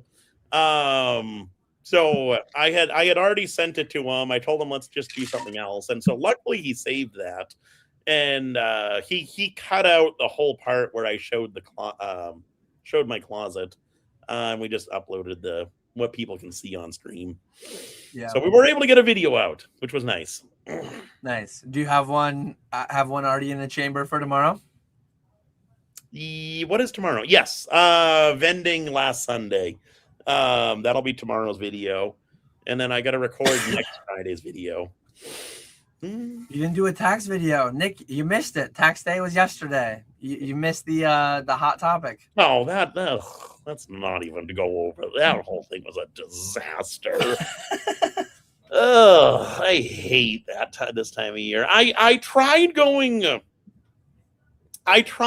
with someone local last year. So like I moved here and I tried getting someone in Chicago, and they just screwed me over royally. So I ended up going back to the guy I had in Massachusetts and begging him to do my taxes. And luckily he did. He said he has clients across the country, which I didn't realize was a thing. I thought like you had to be like specialized in Massachusetts or Illinois.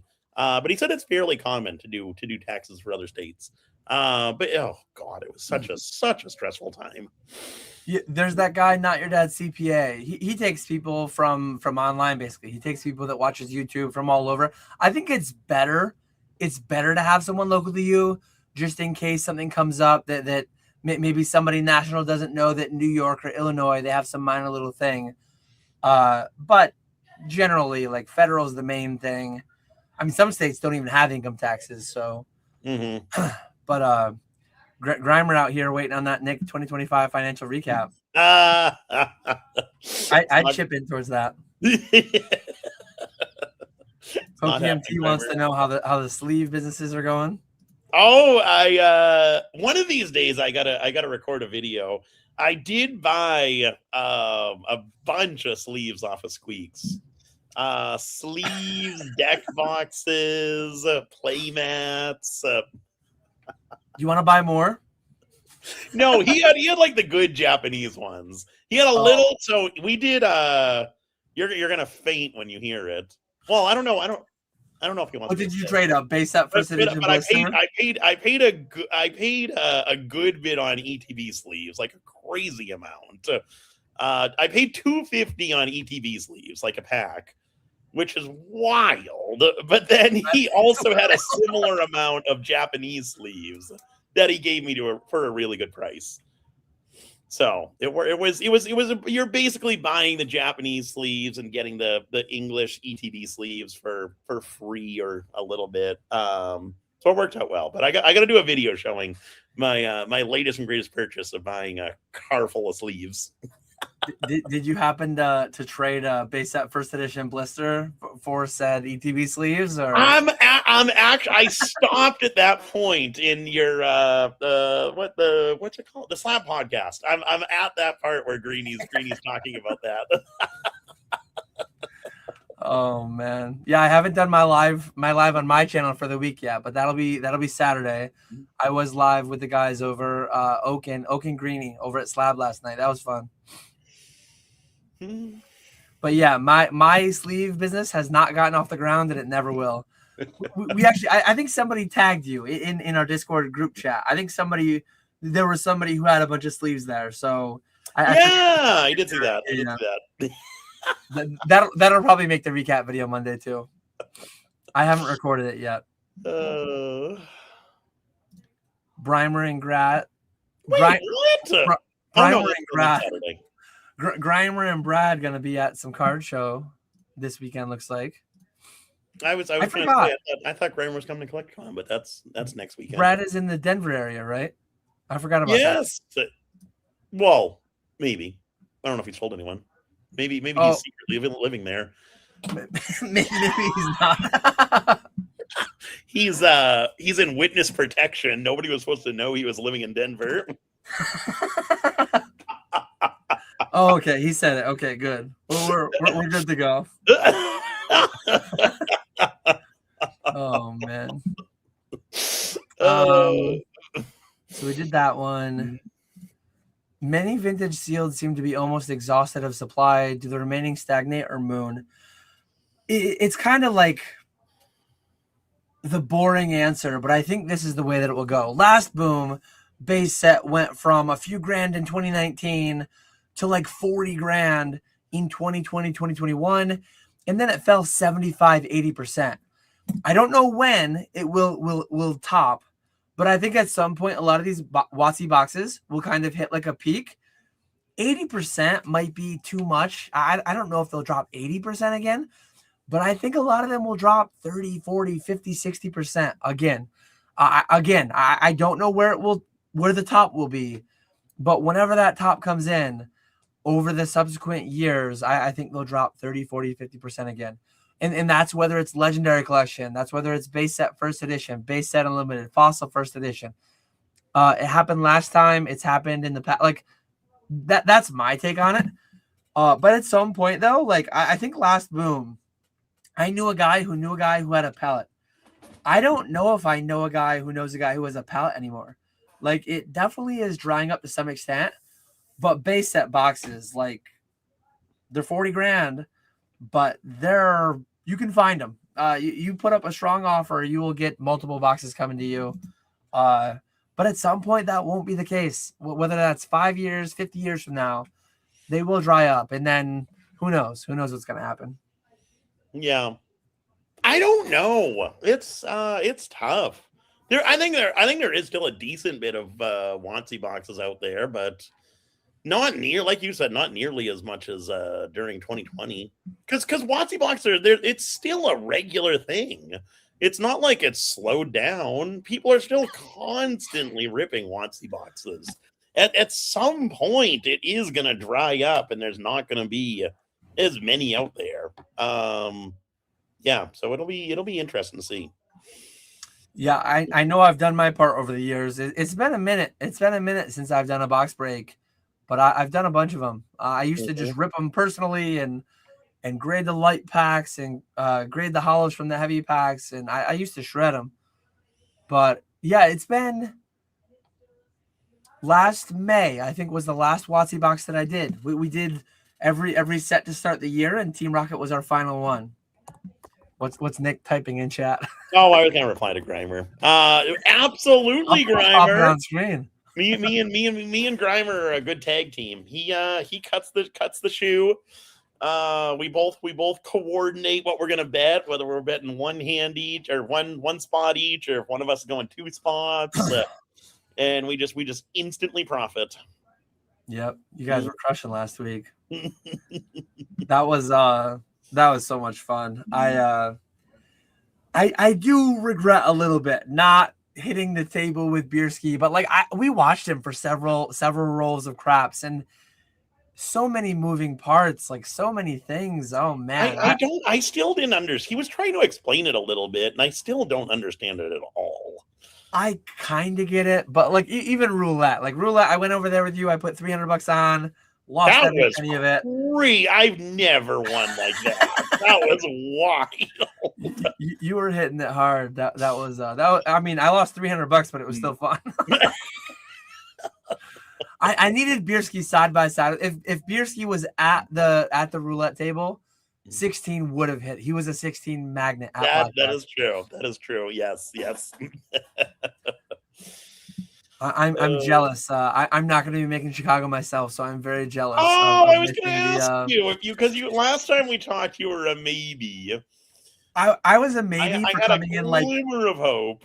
I was a maybe for coming in Thursday and flying out like Saturday morning, but we have a family engagement on Saturday. We're actually going Sunday.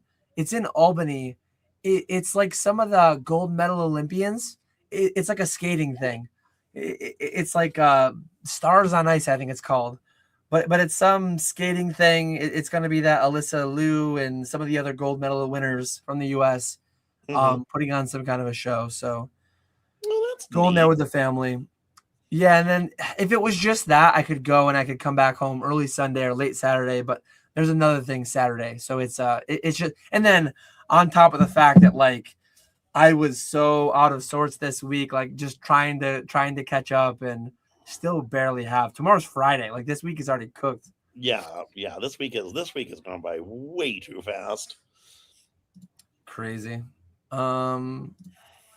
What's more popular, Charizard, Blastoise, Venusaur, or Pikachu, Mewtwo, Gengar? My ranking would be Pikachu and Charizard, S tier. Gengar, Mewtwo, very high A tier. But probably Gengar, very high A tier, Mewtwo, A tier. And then Venusaur and Blastoise are like B tier in that ranking. Yeah, I would go Pikachu number 1, Charizard, Gengar, Mewtwo, Blastoise, then Venusaur. Yeah, so I should have said Blastoise high B, Venusaur low B. So we were pretty much in the same order there. And I think singles prices would reflect that. I think pop reports would reflect that. I think there's quite a bit of data to back that ranking, to back that hierarchy. Yeah, the way that it's working out, like barring like aside from Charlotte might be my only Collecticon because New Jersey, we have a Cub Scout thing, and then maybe second New Jersey I can make happen. But I think I'm just gonna try to hit the locals. I'm gonna try to do Fanatics Fest.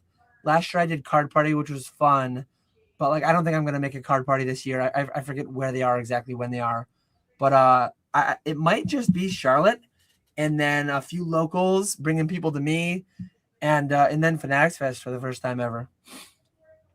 Yeah, it is. It has definitely changed.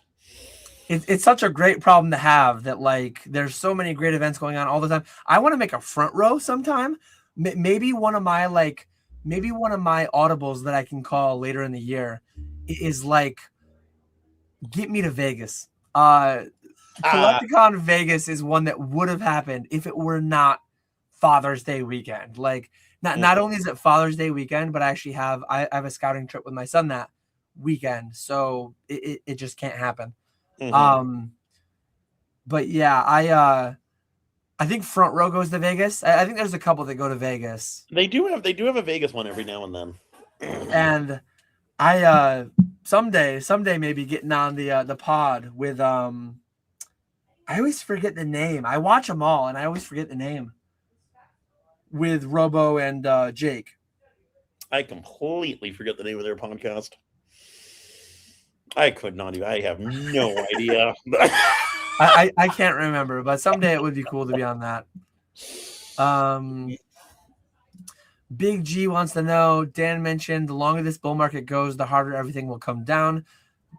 Do you think that will be more towards super modern stuff or Pokemon TCG as a whole? I think all of it.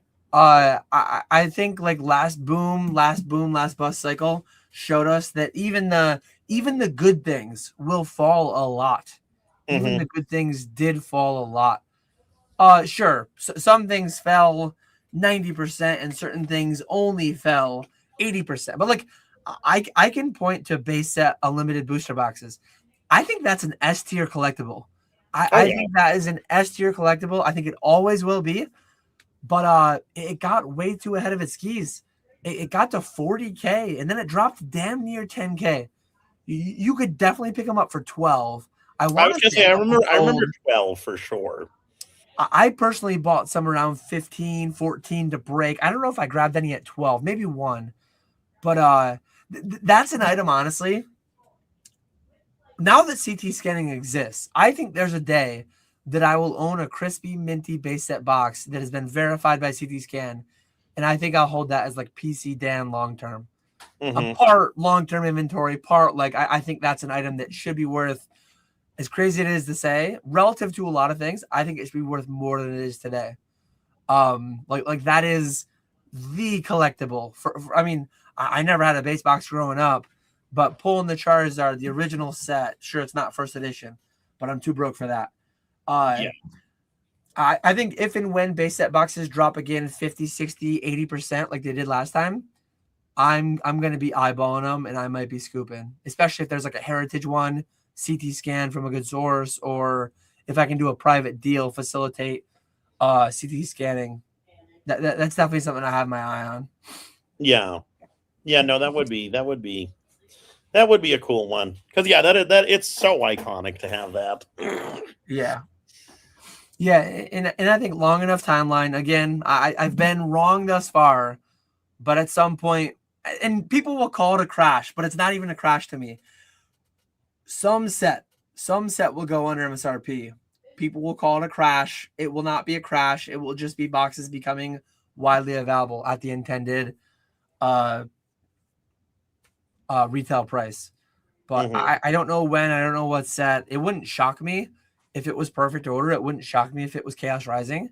But at this Perfect point, Order's like, doing that's doing surprisingly well for how bad of a set. That is an awful set. It's so bad. I'm with you. I'm with you. Yeah. And it's, I think the hit rates are like, it's a small set. I think the hit rates are relatively easy. So like people can hit what they want to hit relatively quickly. Hmm. Our data on the streams, it is dark. Like people are not buying it. Um, like the month that Ascended came out, we did 5,000 packs the most. The month that Destined came out last year, we did like 8,000 packs or 10, whatever the number was. Perfect Order, we auctioned a bunch of it, so I don't have great data for it. But we've Hmm. only done 126 packs of Perfect. Hey, Thrifty, we've only done 126 packs of Perfect Order in 2 weeks in Damn. April. Jesus. People are not buying it. We're selling a good bit of it, but I think it's because it's the cheapest option. I don't And think if there were other it's options. barely it's barely the cheapest option. Like what is it, $7 a pack, or maybe it's less than that. I think I have mine at 6, but then the next cheapest is what even is the next cheapest? I don't even But know. you can buy like Surging Sparks for that. You can buy Yeah, Twilight for not much more than that. yeah.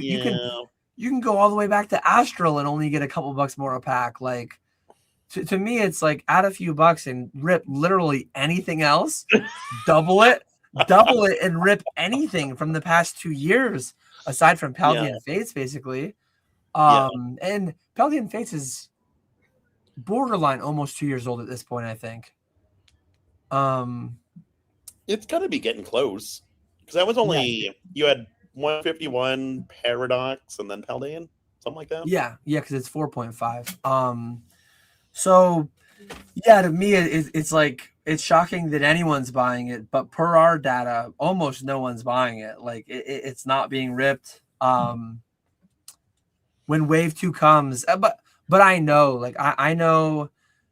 I talk with them periodically in consults and just DMs and whatever. Like there are people that are trying to put $1 million a month into sealed Pokemon and just let it sit. So some of the, like I know people that are buying $1,200 cases, $1,100 cases of Perfect Order, and theoretically, supposedly, they're holding them for 10 years. They're building a fund. They're That's doing this. They're doing that. Like wild. yeah, I didn't even think because yeah we have wave 2 of Perfect Order coming at some point soon ish. yeah. Um Let me see. That's gonna be crazy when that comes. That's 100% gonna be our first MSRP box. 100%. Wait, this says guaranteed 100%. Oh, so wave 2, it just wait, it says 4/17. Really? It says tomorrow. Man, I haven't even gotten a call from my distributor. They might have missed that. That might have been the intended, and then they missed the mark on it. Because I don't think yeah,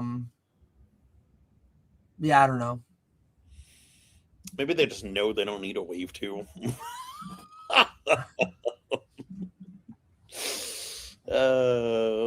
Yeah, I do think whatever this next set's called, Chaos Rising. I think it's gonna be a little bit better, but I think it'll be similar. Because looking at the Japanese sets, you guys don't do much ripping with the Japanese sets, do you? Not really. Because we sold, I think I got 26 boxes of Nihil Zero, and then this whatever it's called, something spinner, Ninja Spinner, yeah. And I still have both Nihil Zero and Ninja Spinner from 26 boxes. I didn't buy many, and I think Pecan and Ponga both have them as well. Yeah. I don't think it's going to go over well. Even the good sets, like when we bought Mega Dream is a solid set, and I know there's tons of like whatnot channels that just rip it like mad, and they're still ripping it like mad. We didn't rip a ton of Inferno. We didn't rip a ton of Mega. I think with Fanatics specifically, like Fanatics is a sports platform. We are already in the weeds with Pokemon.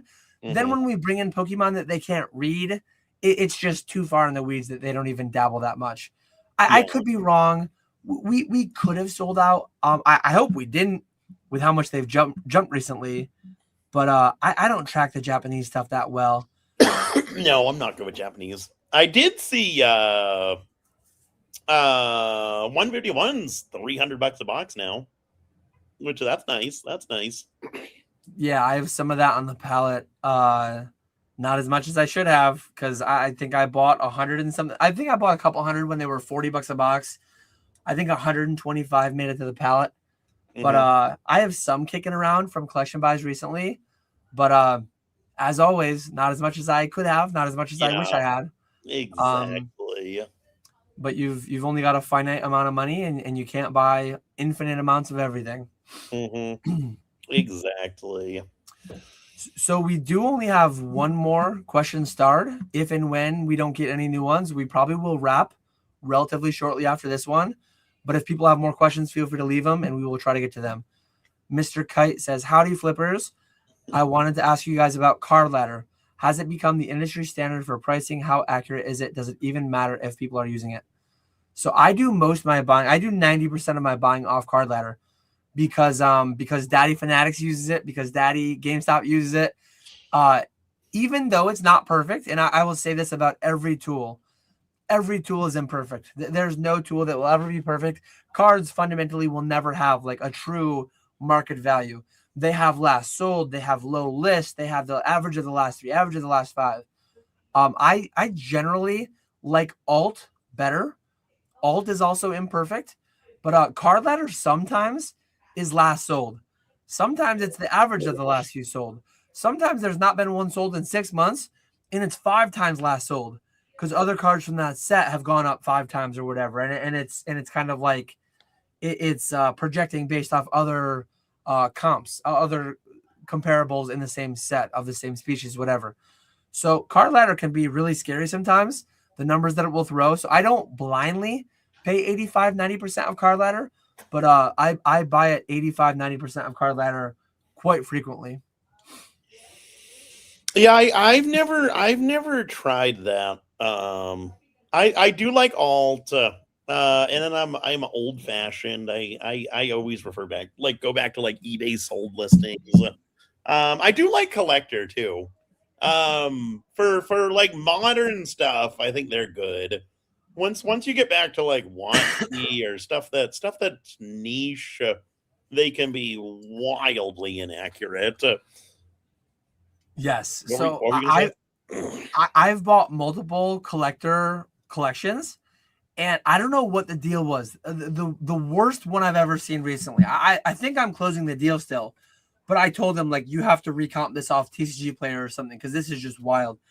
I've bought 50K collector collections, and I've gone with their values. I've checked them. I've checked, like, oh, I think this might be scary, and it's close enough. Something's high, something's low, all fine. Paid 75, 80, 85% of whatever it was.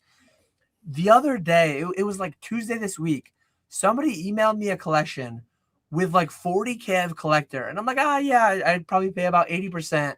And then they're like, oh yeah, I'd probably take 80%. I always give the disclaimer of, like, collector's not perfect, nothing's perfect. I'll verify it, but if you're in agreement of 80%, I'll take a deeper look and I'll let you know. It was showing like Battle Styles boxes at like 400. It was showing like it was showing some Jesus. relatively modern boxes that it's usually close enough on. I don't know if there's some setting in collector to take.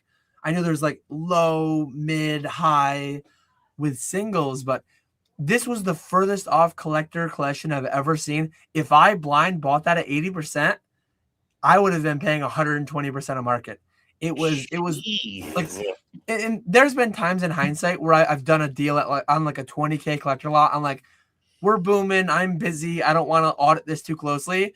I get it in and I start looking, and it's like, I just paid 80% that was actually like 93%. And then RCS does me a solid. It doubles the market the next week, and we're good to go anyways. But you got to be careful. Whether you're using, I've used price charting. I've bought 50K collections based off price charting, based off TCG Player, based off collector, based off double hollow, shiny, whatever those new apps are that like Jar Chomp and Oyama and those guys are doing. I've seen all the different price things. None of them are perfect, and they never will be. So be careful. I won't get into it here, but I have a funny story to share of a card and the journey this card took from my table, sold to multiple people, ending back up with one of the homies. I horribly mispriced some of my slabs that were in my case. Oh boy. Teaser for Monday, but I had some deals sitting in my slab case. And it was funny the journey they went on, but I'll detail that on Monday in my video. Oh, that's funny. But yeah, with that, we're fully caught up. Anything you wanna bring some exposure to? Anything you want to pump? Anything you want to shill? What do you got going on this weekend? This weekend will be quiet. Getting ready for Collecticon. That'll be the biggest thing. We got I forget when everyone's coming in. But Hive Mind will be here, Brad will be here, Grimer's coming, and then I got 2 people from eBay Live, possibly 3 people, like the people that come into the streams. So that'll be cool. I'm excited for that. We'll be set up there vending next weekend, so that'll be fun. How many tables do you have? We luckily got a half section, so Thrifty's gonna have a half, Walrus will have a half to 1, Vandy will have 1, and then I'll have 2, and we'll use 1 for buying. Nice. Yeah. That was a big mistake that I made, having only 2 tables and none for like I'm definitely gonna have multiple buying tables at the next one. Yeah. But that'll be fun. I'm definitely gonna FOMO a little bit. You guys will have a great time, but that's just the way that it is. There's so many events these days, and you just you definitely can't make them all. But no. Are you doing Vegas Collecticon? Or are you doing the one on Father's Day weekend? I don't think so anymore. I'm still in maybe on that one. I'd say it's like a 30% chance of me going now. We got to hit Vegas, Nick. It's been 5 years since Pokemon Saves the World. One of these days. I mean, Turning Stone is right there, though, too. We'll just do that a time or 2 a year. Well, there we go. Exactly. I can't. If I go to Vegas and I lose 20 grand, I don't care what casino it is, I won't be able to get 2 car washes a month. That is true. You got to get your car washes. What's your casino called in Chicago again? It's not nearly. Turning Stone's way better. Rivers. I love that. I love that. Encore is what you used to have in That Boston, right? one is. Oh, I love that one. That one's so nice. Remember the night we were like struggling to find a blackjack table, and then like 4 hours later, we find there's a whole room of blackjack. That was so funny. Oh man. Yes, yeah. That one's really. I like that one a lot. The one here, it's like depressing. It's so old and dark, and I don't like it. I don't like it. Next time we go to Turning Stone too, they do have the Crescent. They'll have a new restaurant to check out. There's multiple that we hadn't checked out as well. There's definitely new things to explore still. There's like a barbecue joint that's only open on weekends, the Tin Rooster, they call it. So yeah, there's definitely we'll have to hit it on a weekend. There'll be some new things open. That social club, getting some wings there, playing on a private blackjack table. Yeah, definitely some even new the buffet wasn't even adventures to be open had. when we went there either. Yeah. There's a sushi place that's not open till Thursday through Sunday, I think too. So definitely some future excursions to be had at the Turning Stone. There we go. Sounds good. It's a date. Zard Lurking says this live is still a thing. No longer. We are wrapping up right now. Zard Lurking's back. We got to get out of here. But yeah, I'll be live on my channel. It has been. I'm getting the itch. It's been over 2 weeks since I've been live on my channel officially. I will be live Saturday with Ponga with big news. There's some big news coming in the KetchumAllCollectibles independent contractor group. There's some big things going on. Stay tuned. Stay tuned to any and all things KetchumAllCollectibles. But yeah, with that, thanks everyone for being here as always. It was a special time. We will too. We shifted a week with PokeCon last week, PokeFest. So moving ahead, we're gonna be like 2 weeks from today is the plan. And then every subsequent 2 weeks after. So, yeah. Do you think anyone actually cares, or do they just click when they see the notification? Probably not. They just click when they see the notification. On their calendar? Okay, let me change the dates here. Everyone go take your recurring thing. I had to do it on mine. Move your recurring thing 1 week. This and all following events, and just to make sure that you will always be here on time when it goes. But yeah, likewise, Zard Lurking. We appreciate everyone as always. We will catch you all later.